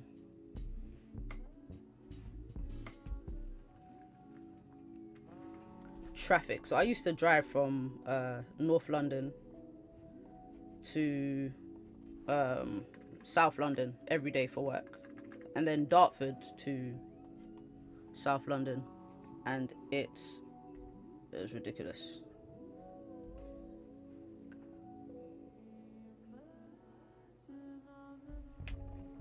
Sometimes it'll be like a 45-minute drive home. Sometimes it's an hour and a half. Like on a good day, it was 40 minutes. On a Saturday, it was like half an hour. On a worst day, it's like 2 hours. It's ridiculous.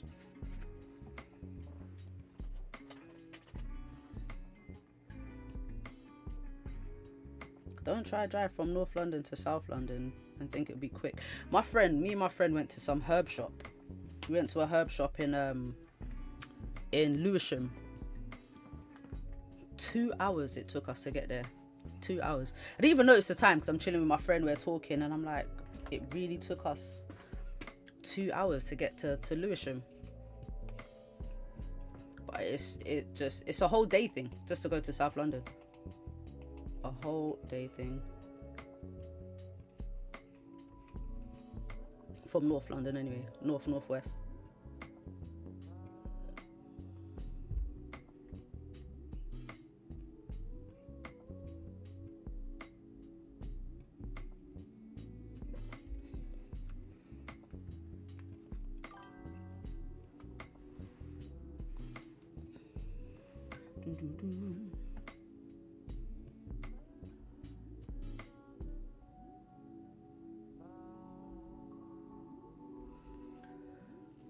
Maybe So traffic is ridiculous. It's 20 miles per hour almost every. When did that become a thing?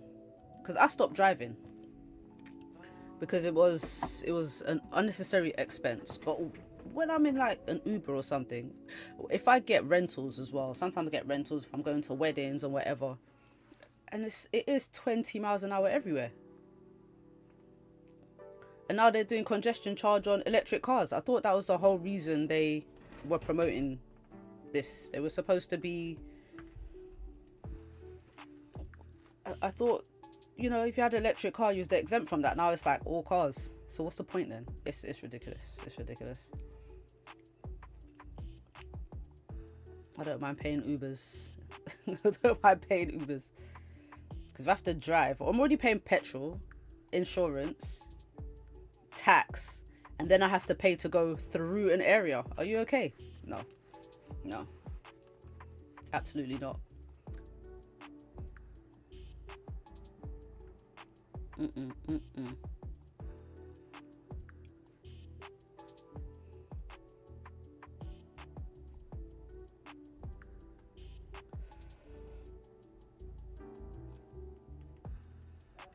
Sadiq Khan, yeah. It's not looking good for us Londoners. It's not looking good for us over here.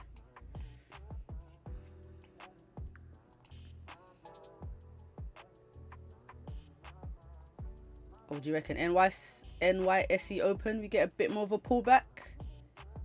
25 seconds, we're going to close below this resistance. Go on, do it. Do it. Do it.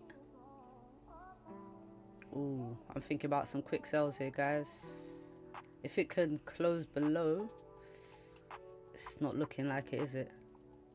5 seconds. Nah, it's not happening. Jeez, come on.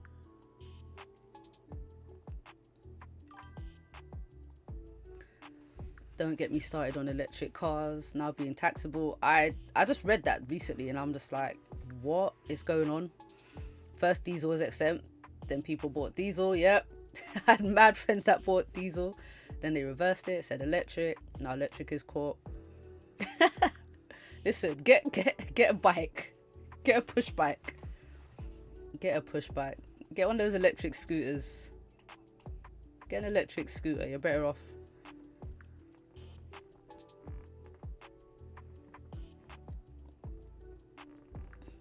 Actually had a accident with an electric scooter because he was in the bike lane and I turned and then he hit the side of my car, right?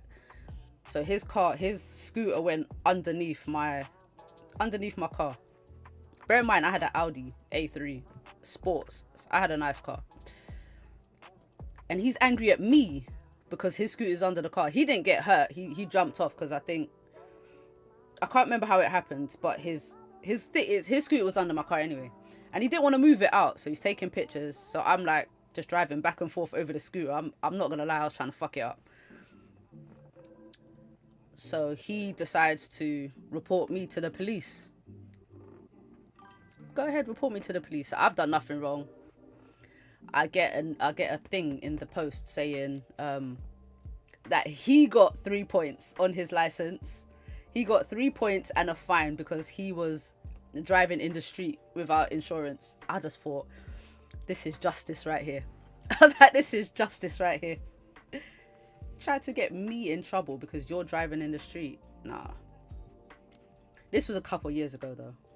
But these things, they shouldn't be in the road if they're not insured and you're hitting cars. It's insane.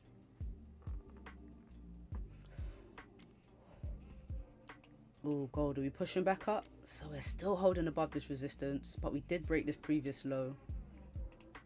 Oh my goodness. What?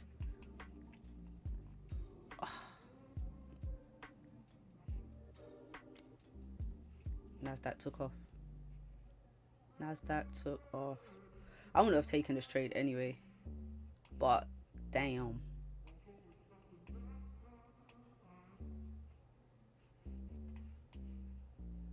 This opening candle for NAS100, it can really do some things.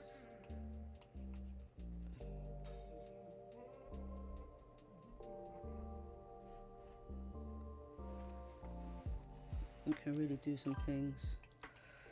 I think gold might just be waiting for the news, to be honest.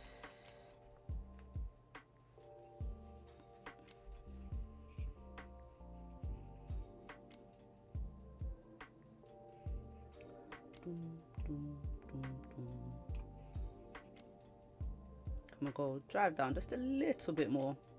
It's a shame it didn't close below, man. These sells would have been nice. Just down to the bottom of this range as a first TP, and then below this support I'll be looking at Asian lows. But if it stays above here, then I think, you know, you could push back up.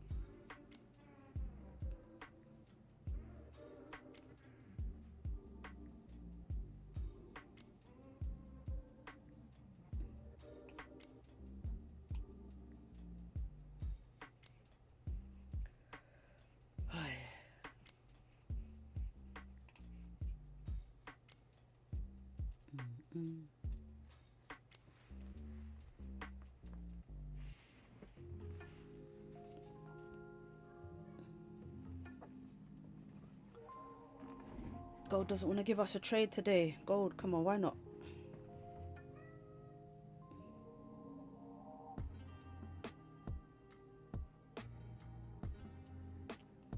Oh, I can hear the cat outside.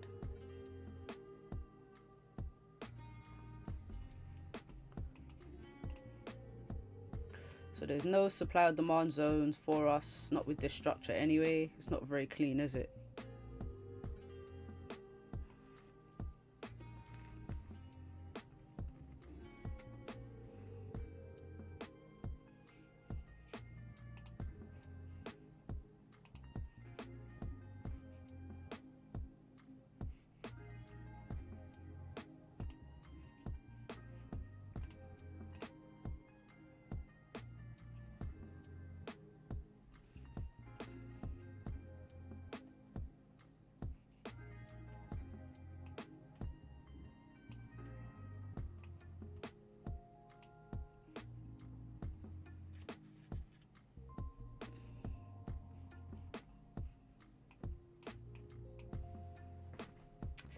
What are you guys thinking about gold right now?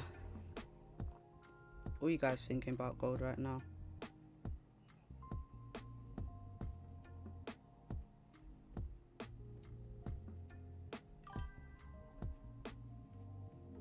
NAS just flew up. Listen, I know. We looked at it. It just popped as soon as the candle opened. Look at this. Look at this 5-minute candle.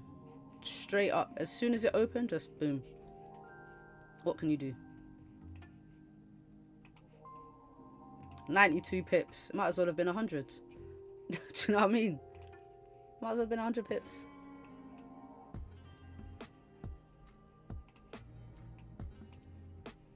Looks like gold's on its way up too. Maybe.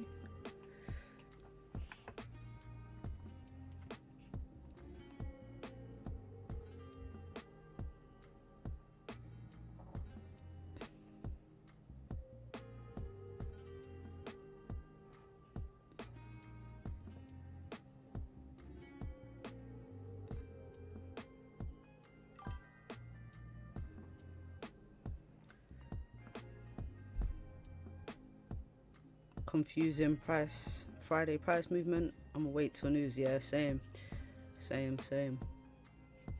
Gonna have to. I was thinking sells because we've respected this 4-hour level, and because respected this 4-hour level,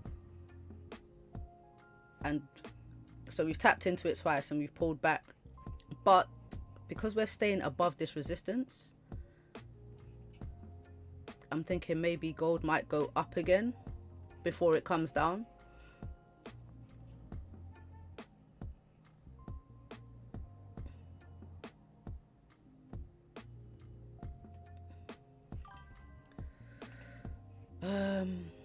Was waiting for sells so much.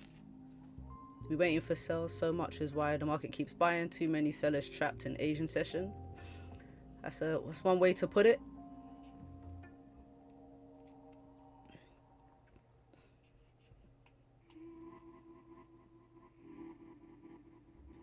Let me be trapped in some profits. That would be great. If I'm trapped in anything, let it be some profits. But I mean, it's Friday news. Sometimes we get a little sell-off. But I'm not married to that bias. I'm not married to it.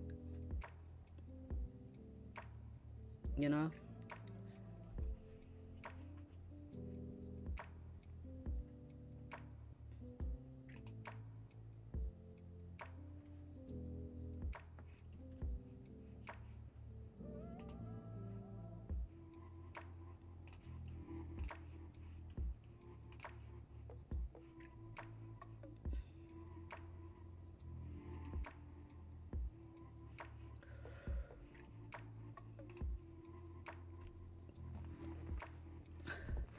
Anyway, what's up, Rich Raphael? I like that name.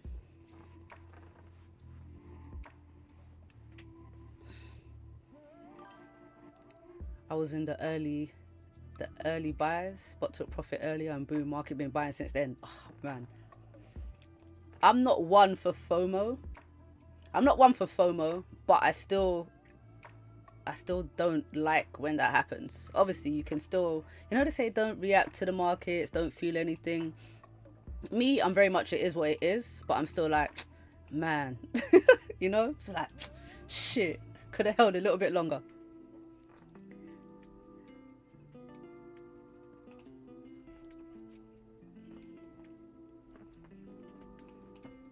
It won't make me, I don't get to that point where I'm like, let me get back in right now. Not touching buys until I see a healthy pullback. Yeah, same. So I want buys, either a retest of 42.20, like down here. If I see some structure like gold coming down in here, pushing back up. Or if news decides to dump gold, I want a retest of Asian lows down here.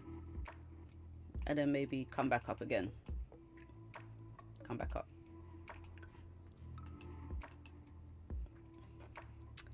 So something like that.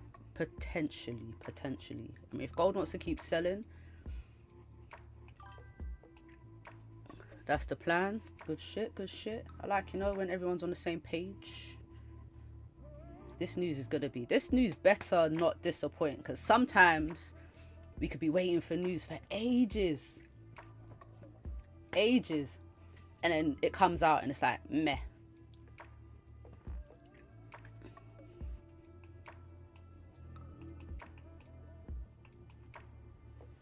It's like you wait all day for this volume and there's no volume and prices just fart arsing about to the end of the day. But I'm going to give the news until 3:30. I'm going to give it till, you know, the next 30-minute candle. And if nothing's happening, then I'm going to just call it a day, you know? That's the worst Friday feeling, to be honest. Oh. Once gold starts selling, it will dump all the way to Asian lows. Love it. That's what I want. That's what I want.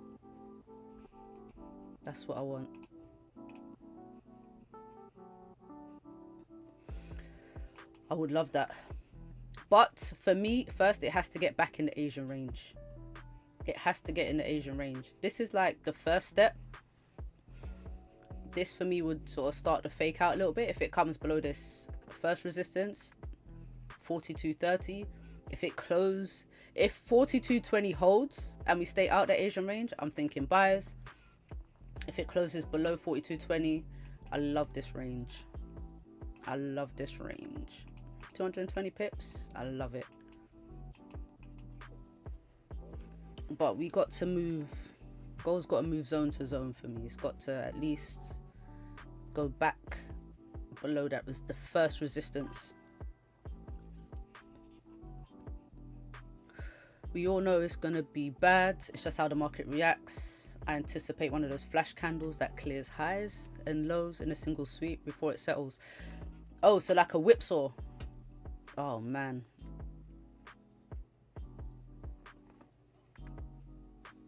Oh man. Lord, God forbid.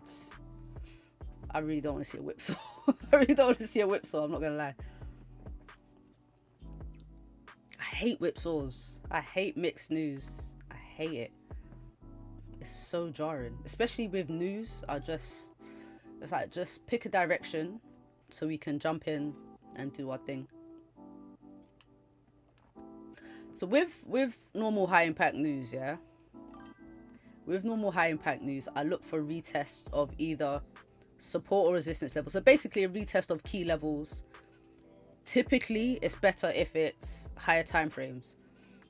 So if we were maybe a little bit lower than we are now, which we could be in the next 16 minutes, and then price, and then gold, the news comes out, so say like we're down here, gold taps this 4-hour level, this 4-hour resistance, and then rejects it, starts selling. I love that. I think it continues back down. On the other side, if gold decides to sell, and it sells, it comes and retests this 4-hour resistance, and then comes back up. Now I don't think it's going to come all the way back up here, but maybe at some point. But I like when it retests key levels, like the candles. So that's what I want. I don't think I'm asking for too much. The only problem with that idea is because I don't like to take wick entries, I need candles to have closed and stuff like that, especially the 30-minute, at least the 30-minute, maybe the 15, but we'll see.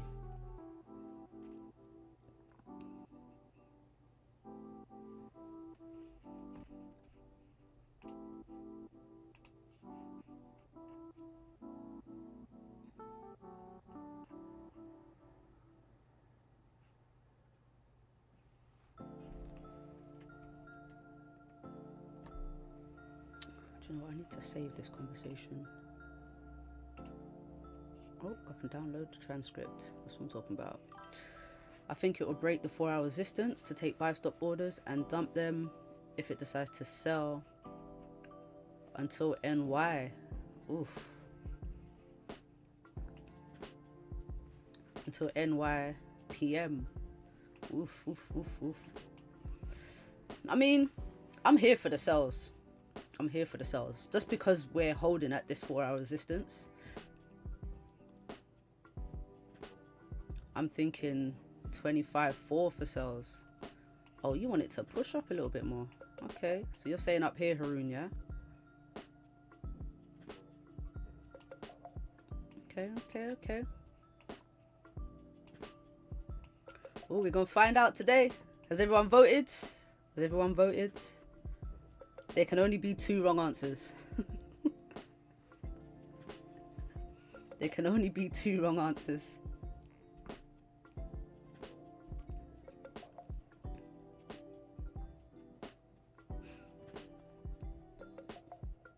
We need to get the likes up in here though, man. What's good, guys? We got 18 votes and only 12 likes. People voting and dipping.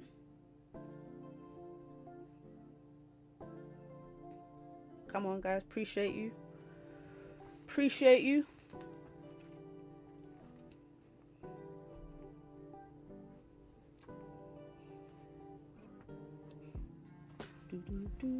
Do.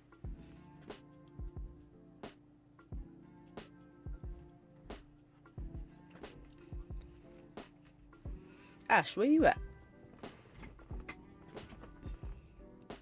Been quiet over there. You locked in. I know you're scalping the shit out of this market right now. Not hearts, the thumbs up icon. Do you know what? I have a friend, and I won't reveal who it is, that thought the hearts was the likes. It's a very common thing, you know. It's a very common thing.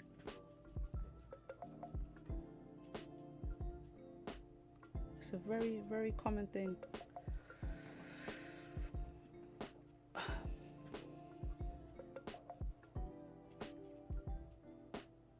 All right, so we've re-broken that 4-hour high. Are we gonna get a push? So Haroon's saying 254. I think if we push, I'm looking at either 42.50 or 42.56, which is, yeah, or 42.57. So like a retest of one of these key levels up here. Retest. Let me make this bigger. Retest in this zone. A retest in this zone.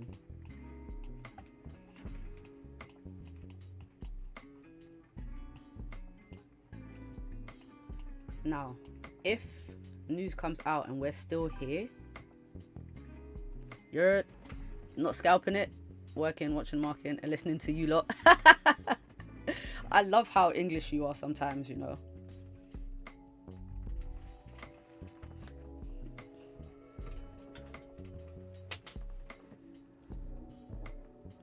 $24,247.54 looks key right now. Yeah, I like that area. I like that area. I do. I like up here. Watch gold just flipping blast through this and go all the way up. So my target, my daily target for gold, if we break these highs, if we break its own weekly high, I'm looking for gold to come all the way up. Like, I'm looking at a push. I'm not gonna lie. It's so clean to the left. I'm saying 43.76. Now, I've called these targets before. I've called these high numbers before, and people have thought I'm crazy or it's not gonna happen. It's only 1,000 pips. It's only 1,000 pips. That is nothing for gold. Nothing. It's nothing. For the next 7 hours, gold can do that. Gold can do that. And we've got a double whammy for news as well.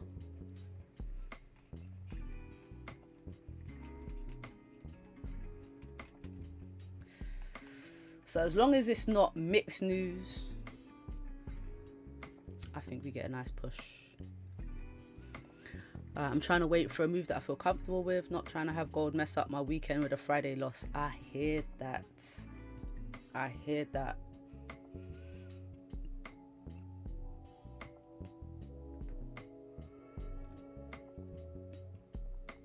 I hear that. It's not the best way to end the week with a loss on gold.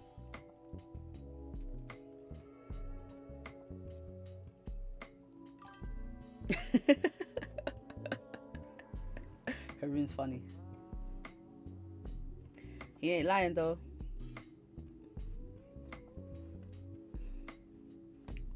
Do you know what? When I go on, it depends on who I'm watching, yeah. But I don't know if you guys are like this as well. You know when you start watching a video and people are like, "Oh, I like this video," and then let's get into it. I'm like, I don't know if I like it yet.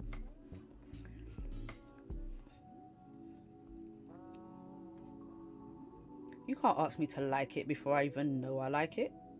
You know what I mean?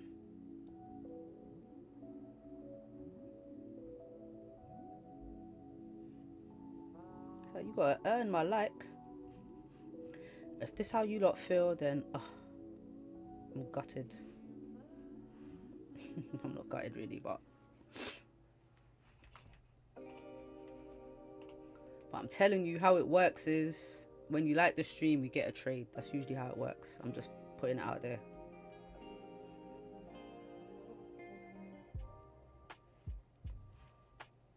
I'm just saying.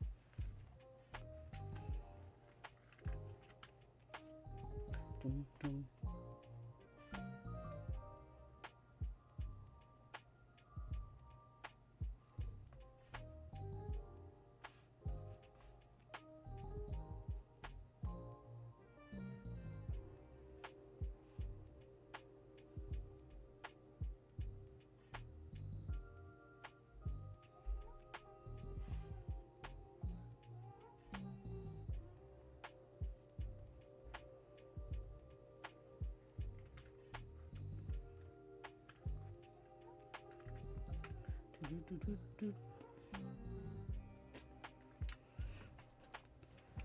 Alright, how long we got? 7 minutes? I hear you on that, but I tune in every morning, so I know like it. Yeah, no, if it's a regular stream, do you know what I mean? Then yeah, then definitely. If it's a regular stream you watch, then yeah, you definitely. I just mean like, you know, random videos that you go on and people tell you to like it immediately, like in the beginning.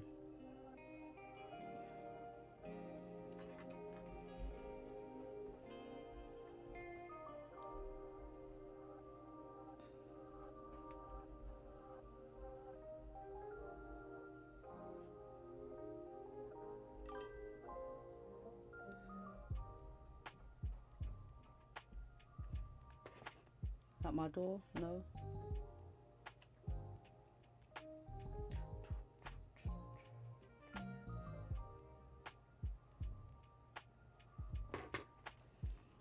I like on entry, pay it forward. That's right, that's right. Did you see the YouTube Unwrapped? Oh my god, yes. My YouTube Unwrapped is very revealing. Wait, are you talking about, wait, what are you talking about? Talking about what you watch and how it breaks down the things that you've done.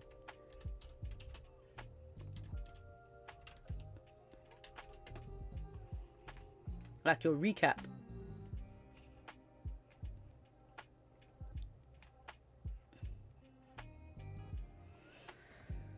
M30 engulfed, then broke lows and still pushed. I know, right?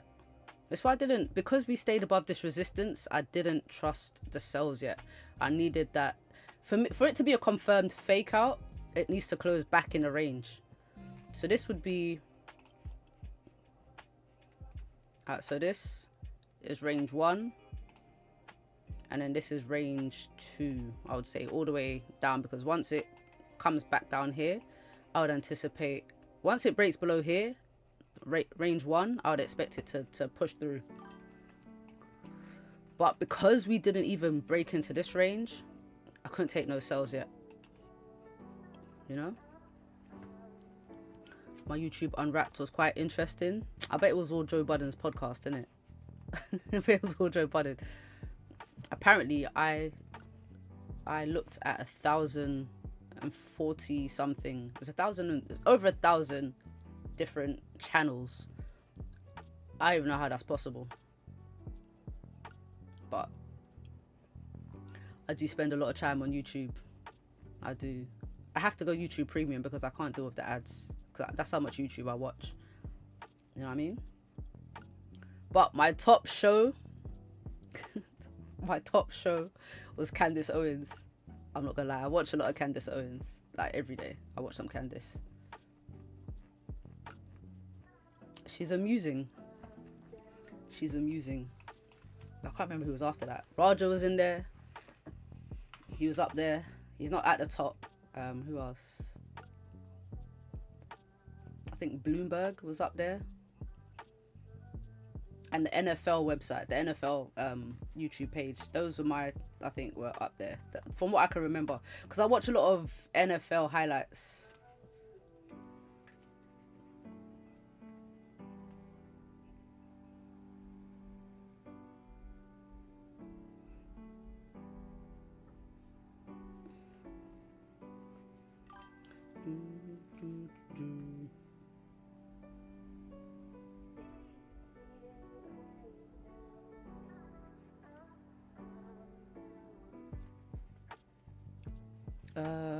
Go Lions, damn right. We beat the Cowboys yesterday. Yes, we did. If I wasn't his Patreon member, his channel would have been #1 for me. Oh, you're the Patreon, yeah. So Naza was saying, Naza was like, I don't know who it was that was talking about the Diddy stuff and about Joe Budden saying something. I was like, that was definitely Ash. So that was definitely Ash talking about Joe Budden. Definitely wasn't me. I mean, you're unwrapped. Yes, Rosie. I mean, shoot. Have you missed a day ever? Rosie, I missed a day. Appreciate you, man. Appreciate you. Appreciate you.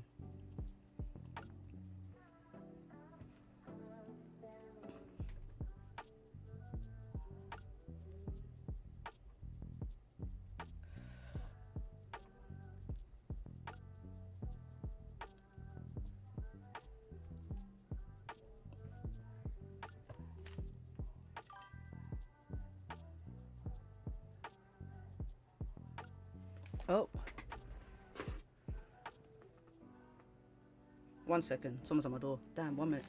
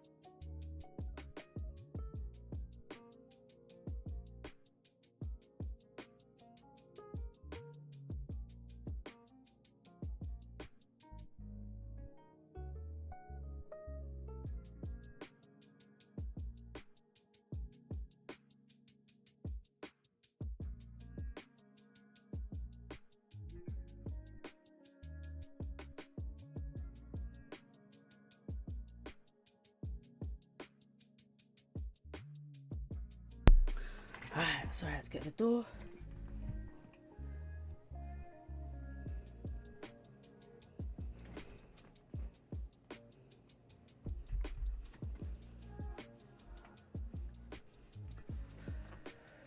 Alright, where we at? Where we at? Where we at?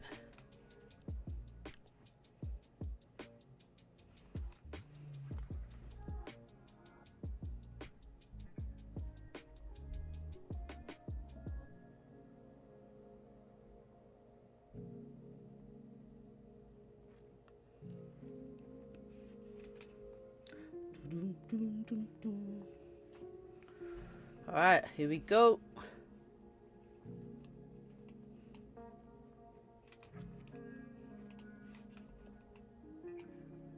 Oh my god, it's so slow. It looks like my broker's frozen.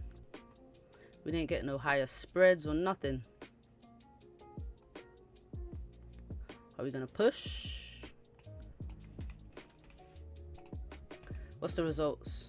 Okay, so good numbers all round. Now, good numbers supposed to be bad for gold.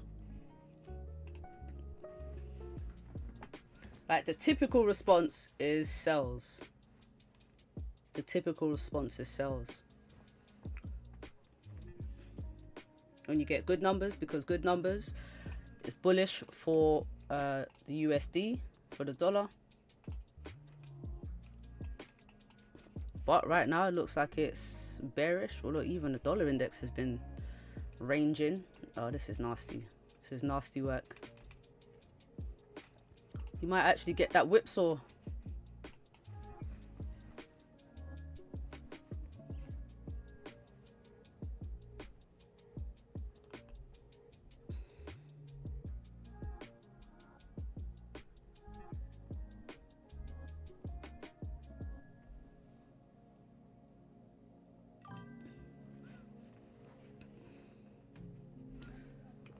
Shitty volume. It's bad for gold, but it's gonna take a bit. 5-15 minutes, then boom. Yeah, you gotta give it some time.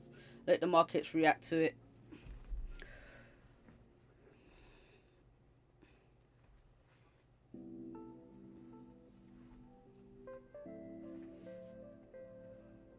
Now, it's bearish for gold. Doesn't mean that gold is gonna be a complete sell-off.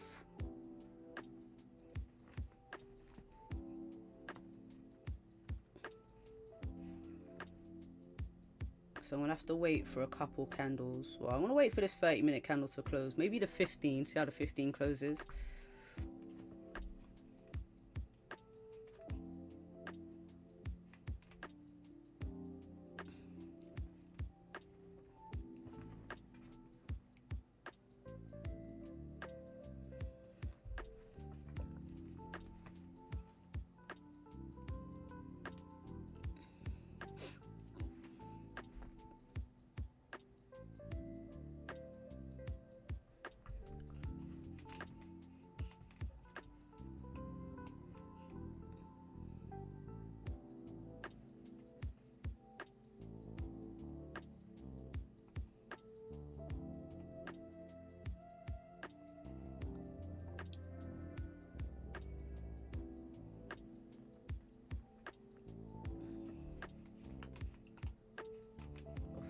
Meanwhile, NASDAQ is still booming.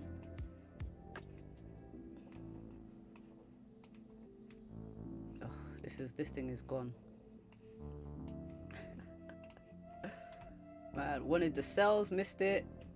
Wasn't even setting up for buys for me really.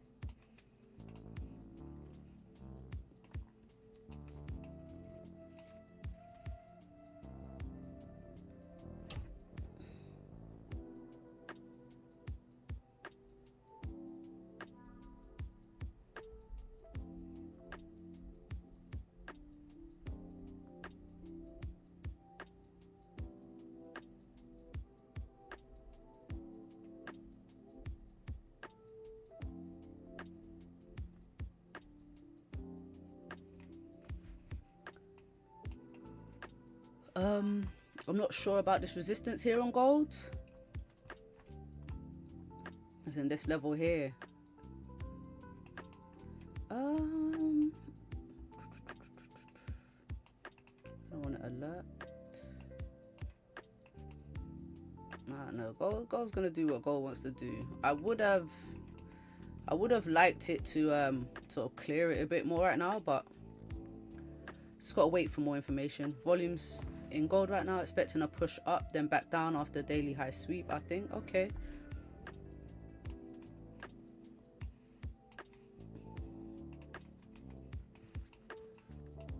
So yeah, I'm impartial at the moment. I can see buys and I can see sells, but I want a good place to get into the buys, and I need a big pullback for the sells. Back up. I want to be below here. Sells below here.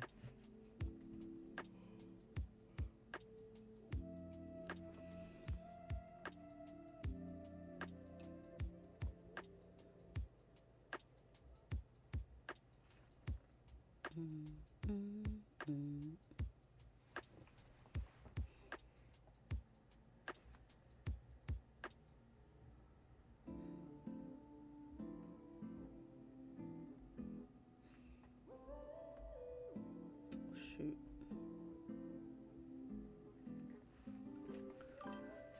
The last few daily candles haven't given much info. Weak but a little wicky. Oh, I'm telling you, mad top wicks. So I'm hoping we don't get that as well today, to be honest. Because the daily resistance is at 42.32. Yeah, look down here. So I was saying earlier that I can see gold pushing up, but then closing the day below this daily resistance and leaving a top wick, like, you know, to the left. So I can definitely see that happening.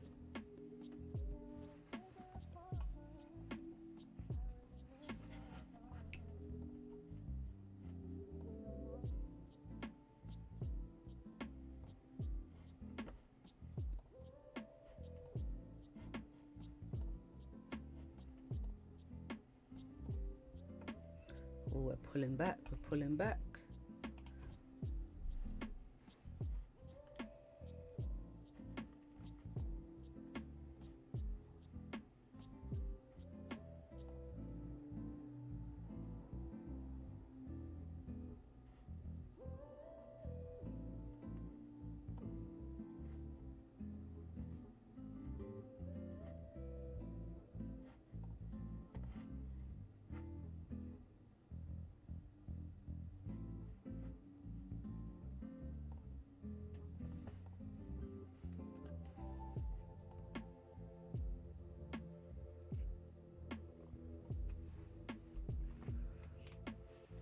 Alright, gold. 22 minutes to get below this resistance here.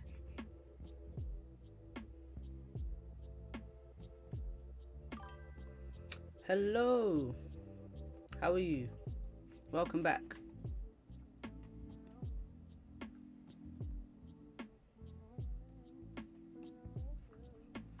How was your trading day yesterday? Let me close this now. stop this vote, because you know everyone's voted. So 57% said gold buys, 33 said sells, 10% said whipsaw. I'm gonna end it right here.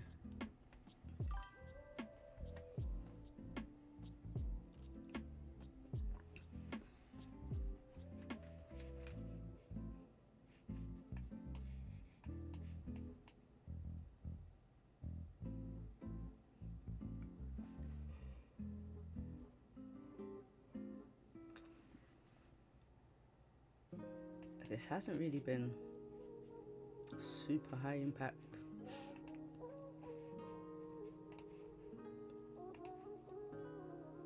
$97 pips, not a bad little push though.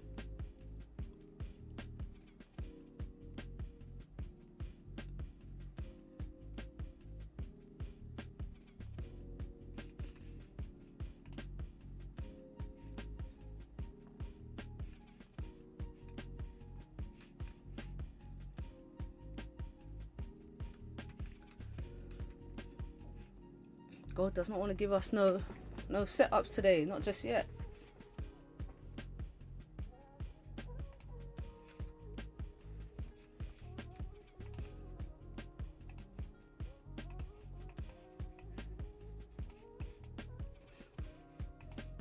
You know, I was going back through my old streams.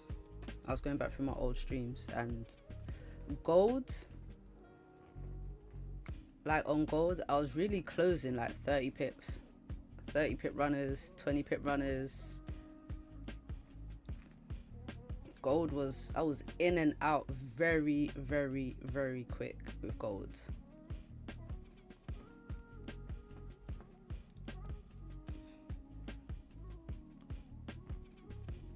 But then the stop losses weren't as big as they were. So you could get away with that. But now, because the stop losses are so big, it's like I have to hold, well, I try to hold for a little bit longer.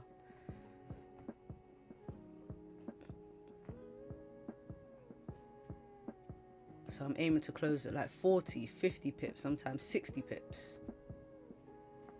But 50 pips I think is a good average.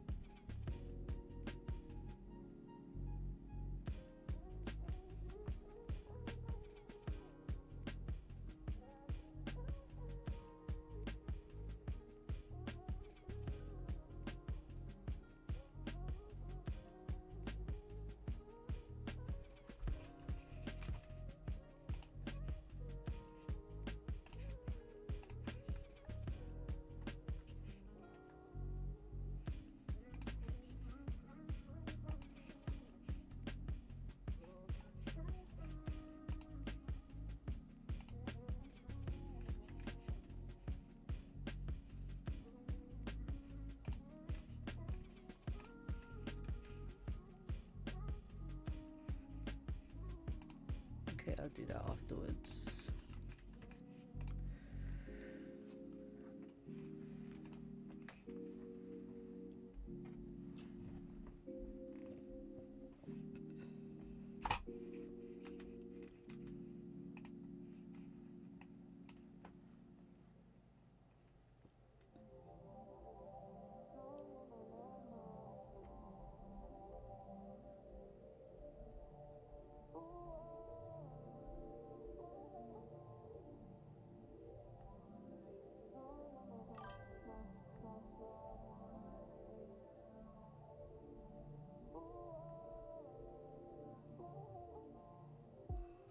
Penny light buys, 4-hour candles trending up. Do you know what? These 4-hour candles, they are breaking highs and respecting lows. I hear it. I hear it. Look at this move, man.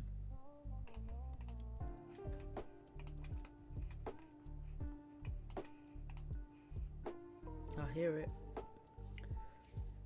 I need to yeah, I need to wait though, man. I'm waiting. If I get maybe a 30-minute continuation pattern, so if this candle closes very weak bearish, I'd get in at the break of this high. We're still here. Still watching gold. Still here. Watching gold do nothing helpful for us just yet. Just waiting for a setup. I'm not gonna lie. I'm thinking about what I'm gonna have for lunch. My late lunch. Gold's making me hungry.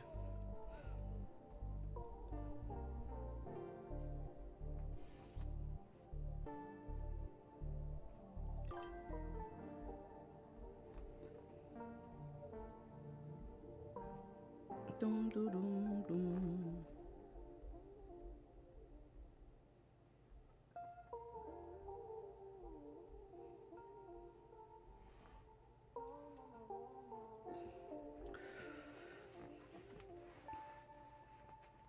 Gold is golding, doing what it does. Oh yeah, we have a thing for that. I got some pips from 42.35 to 42.38. Oh nice. You guys are some real super scalpers in here. I like that. You know what? By the time, if I was to try scalping here, there's like a maybe 10-second delay.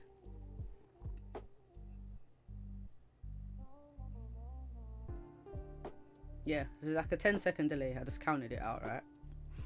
10-second delay. By the time I get into the trade and it relays to you lot, it's probably too late. It's probably too late.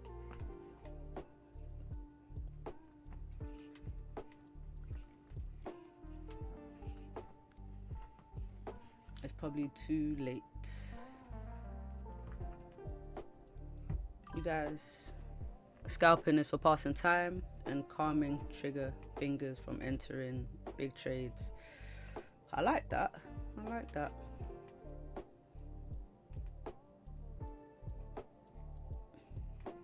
Might have to make that my like Twitter header. 10-second delay is too much. I don't even know how to change it. I don't think I can make it any smaller because it has to go from the streaming program to YouTube. I don't think it can be instant.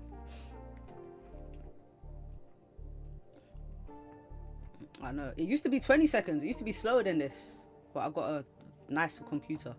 I got a better PC, a lot more speed, better graphics.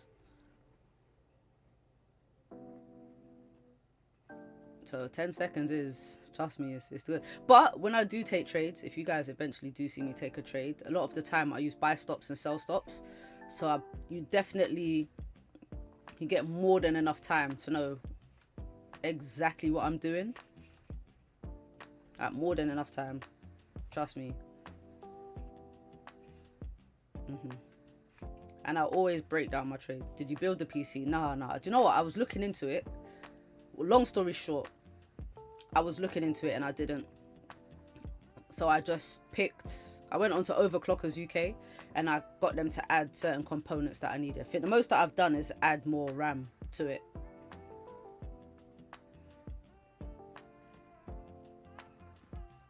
You must buy fast PC. My PC is fast, trust me. My PC is fast. It's fast. I don't think a faster PC will stop the YouTube delay. It's built in. Nothing is super instant. Have you ever watched people when they're I'm speculating, this Goldie be trying to hold sales till Sunday. Hold sales. Ooh, that's interesting. I built mine, spent 3k building it. Oh, nice. So I think what I'll do is I'll add I don't spend that much, nearly that much, but the way the type of PC that I got, I'm gonna upgrade it. I'm definitely gonna upgrade it. I'm looking forward to upgrading it. But like I said, I upgraded the RAM already. I think if I upgrade again, it would be the graphics cards. But my graphics card's pretty nice. It's an NVIDIA GeForce. It's a, I want to say 5070 Intel Core i7. You know, just a little flex.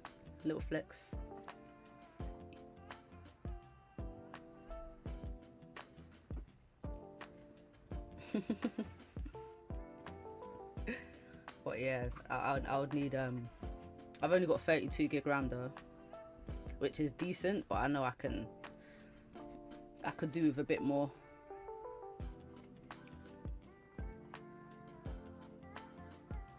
Oh, yours is better than me. I tell you, it's a decent machine. It's a decent little machine I got going on here. Oh, look at golds. It's not bad. This is way better than what I had before, trust me. Way better than I had before.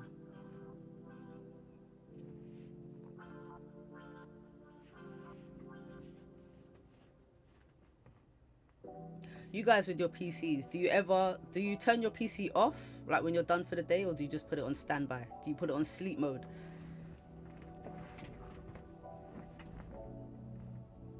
What do you do? I know people that don't ever turn their PCs off, but my PC, yeah, because it has, I'm an idiot. It has a glass panel, sleep mode. So I have a glass panel on my side, so I can see into my PC, right? And I've got my RAM, my memory cards, my memory sticks. They glow in the dark. They're multicolored. A lot of my stuff is multicolored. My speaker, my mic, all of that. My keyboard, it looks good. But when it's in sleep mode, it's pulsing at night. It's just pulsing at night.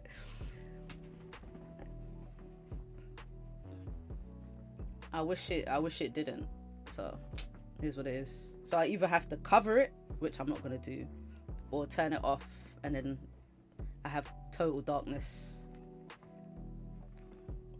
Or I just push the chair under the desk. Push the chair under the desk, and that sort of blocks it out a little bit.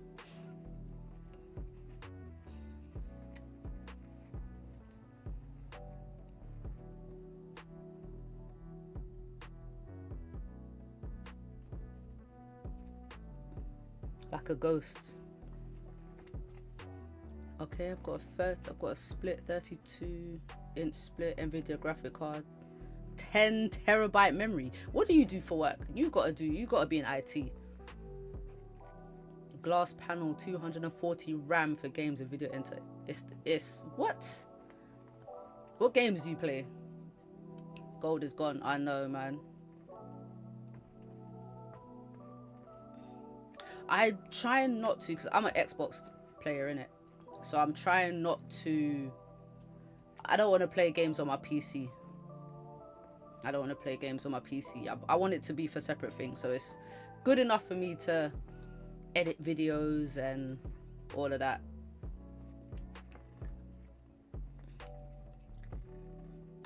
But I've got a capture card anyway. I use the capture cards if I'm like streaming to Twitch or something like that. I use that. But yeah, I try not to game on my PC, apart from like the Sims and stuff. Alright, Ash, peace out. 9 to 5 always gets in the way.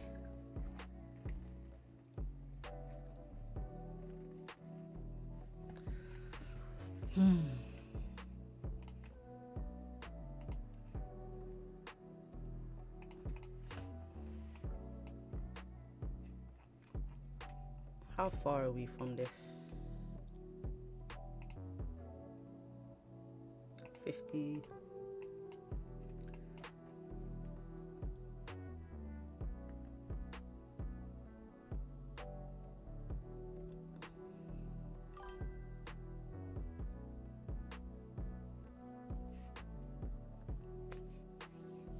I play on PC, once human, else and work as designer. Okay, nice. Banking. Okay. War Thunder listed mainly. When I can be 4 KD. I just like my PC being responsive when I need it. Touch wood. Oh wow, since COVID. But that's a good thing. Once you get a good PC, it lasts for a long time. It should last for a long time. And that's what I'm hoping with mine. I'll just add to it. Because I'm very, I can build a PC. I have done it before, like change components and all of that.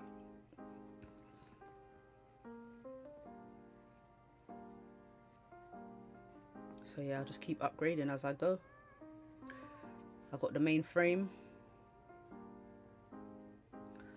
Benny, you're in buys. You took the break. I was looking at it. I'm not gonna lie, but I didn't pull the trigger. Do you know what? Friday gold is very unstable for me.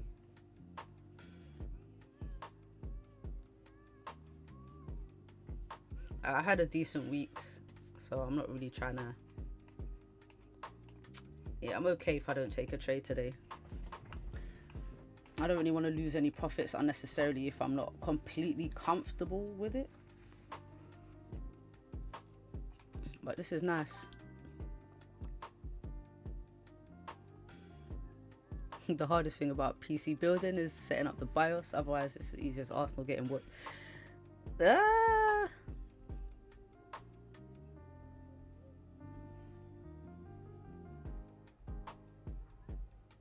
That's not easy, right?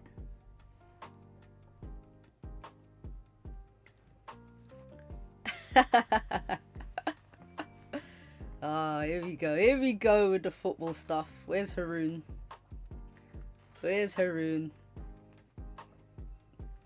Hopefully he's somewhere eating a lion bar.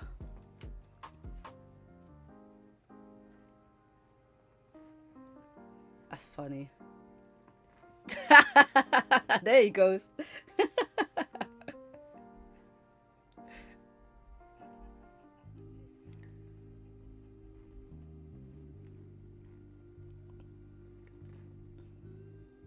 You know, funny.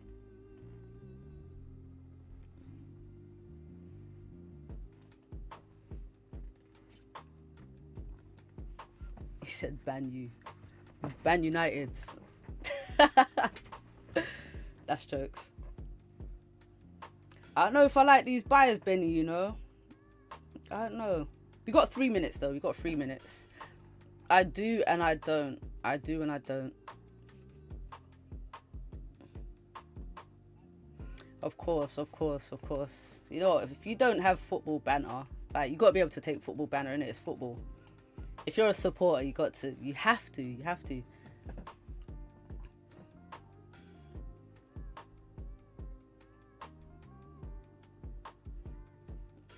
I just want to take a trade, guys. I want gold just to, you know, do something for us.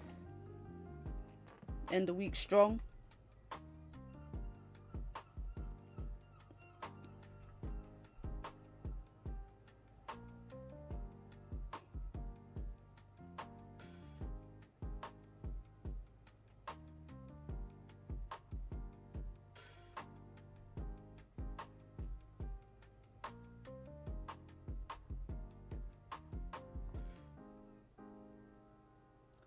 Oh, I know what I'm gonna eat.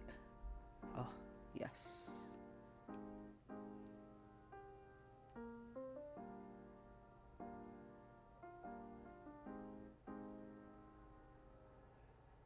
A bit of going Greek. Benny, I hope this works out for you. I do. I just don't want to buy right into this area here. But it was gold was nice. Once it broke these highs here, pushed up, looks good.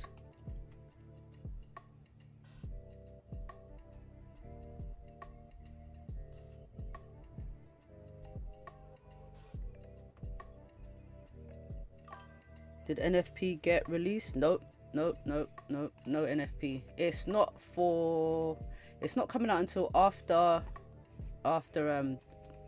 interest rates. So we did look at this the other day.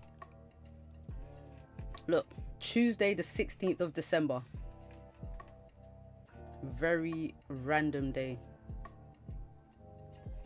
NFP right here. Also called non-farm payrolls. And unemployment rates.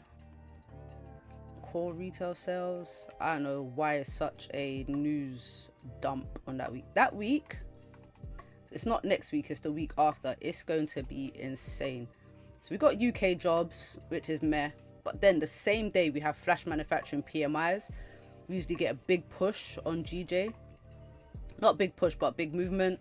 We got ADP Tuesday. NFP that same Tuesday. Retail sales. It's nuts. And then PMIs. Wednesday. Pound CPI. Then Thursday. Pound interest rates. Then Thursday. USD CPI. What are they doing to us? What are they doing to us? And then Friday, Asian session, we're going to have Japan interest rates. Now, this tentative is legit. They never actually tell us what time they're releasing it. It'll be like 4:03 a.m. during Asian session. But this core PCE price index, I don't know if this comes out because we got it today. And then after that, it's Christmas week.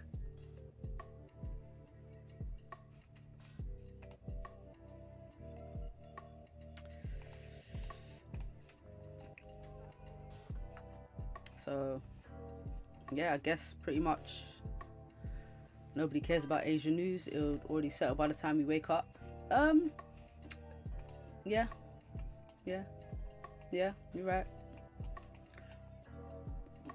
Well, I do like Japan interest rates because that does set the tone for GJ a lot of the time.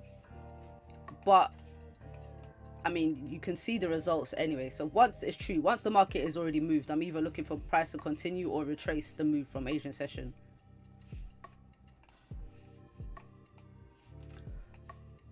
All right, so gold has tapped into this 4-hour zone. We literally just tapped it.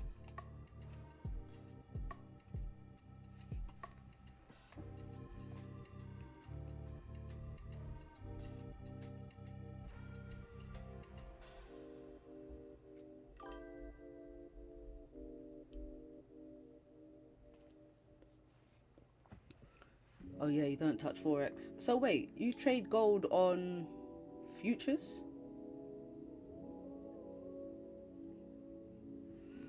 Or you don't count it as Forex? Because gold is kind of Forex-ish.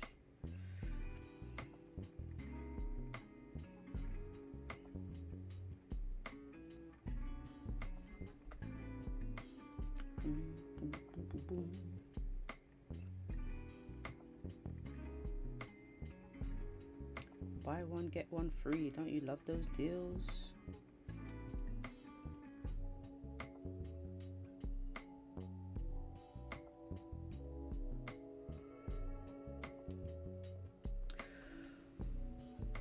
Oh shoot. I closed 40 pips. Good job, Benny. Good job.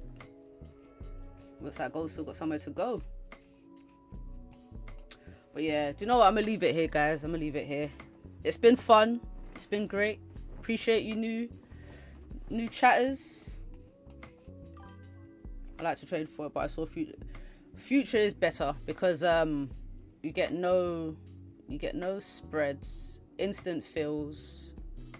I just don't like the prices. It's just a bit off for me. You know what I mean? You use ticks instead of pips. You use micros instead of lot sizes. It's the same thing, just different terminology. But yeah, I don't see anything just yet. Yeah, man. And if you guys join the discords, you know, we share charts in there sometimes. But where people post, I respond. You know what I mean? The links in the description. And yeah, peace out, guys. See you on Monday, same time. What do we have on Monday? Nothing. Oh, I love a good quiet day. Perfect.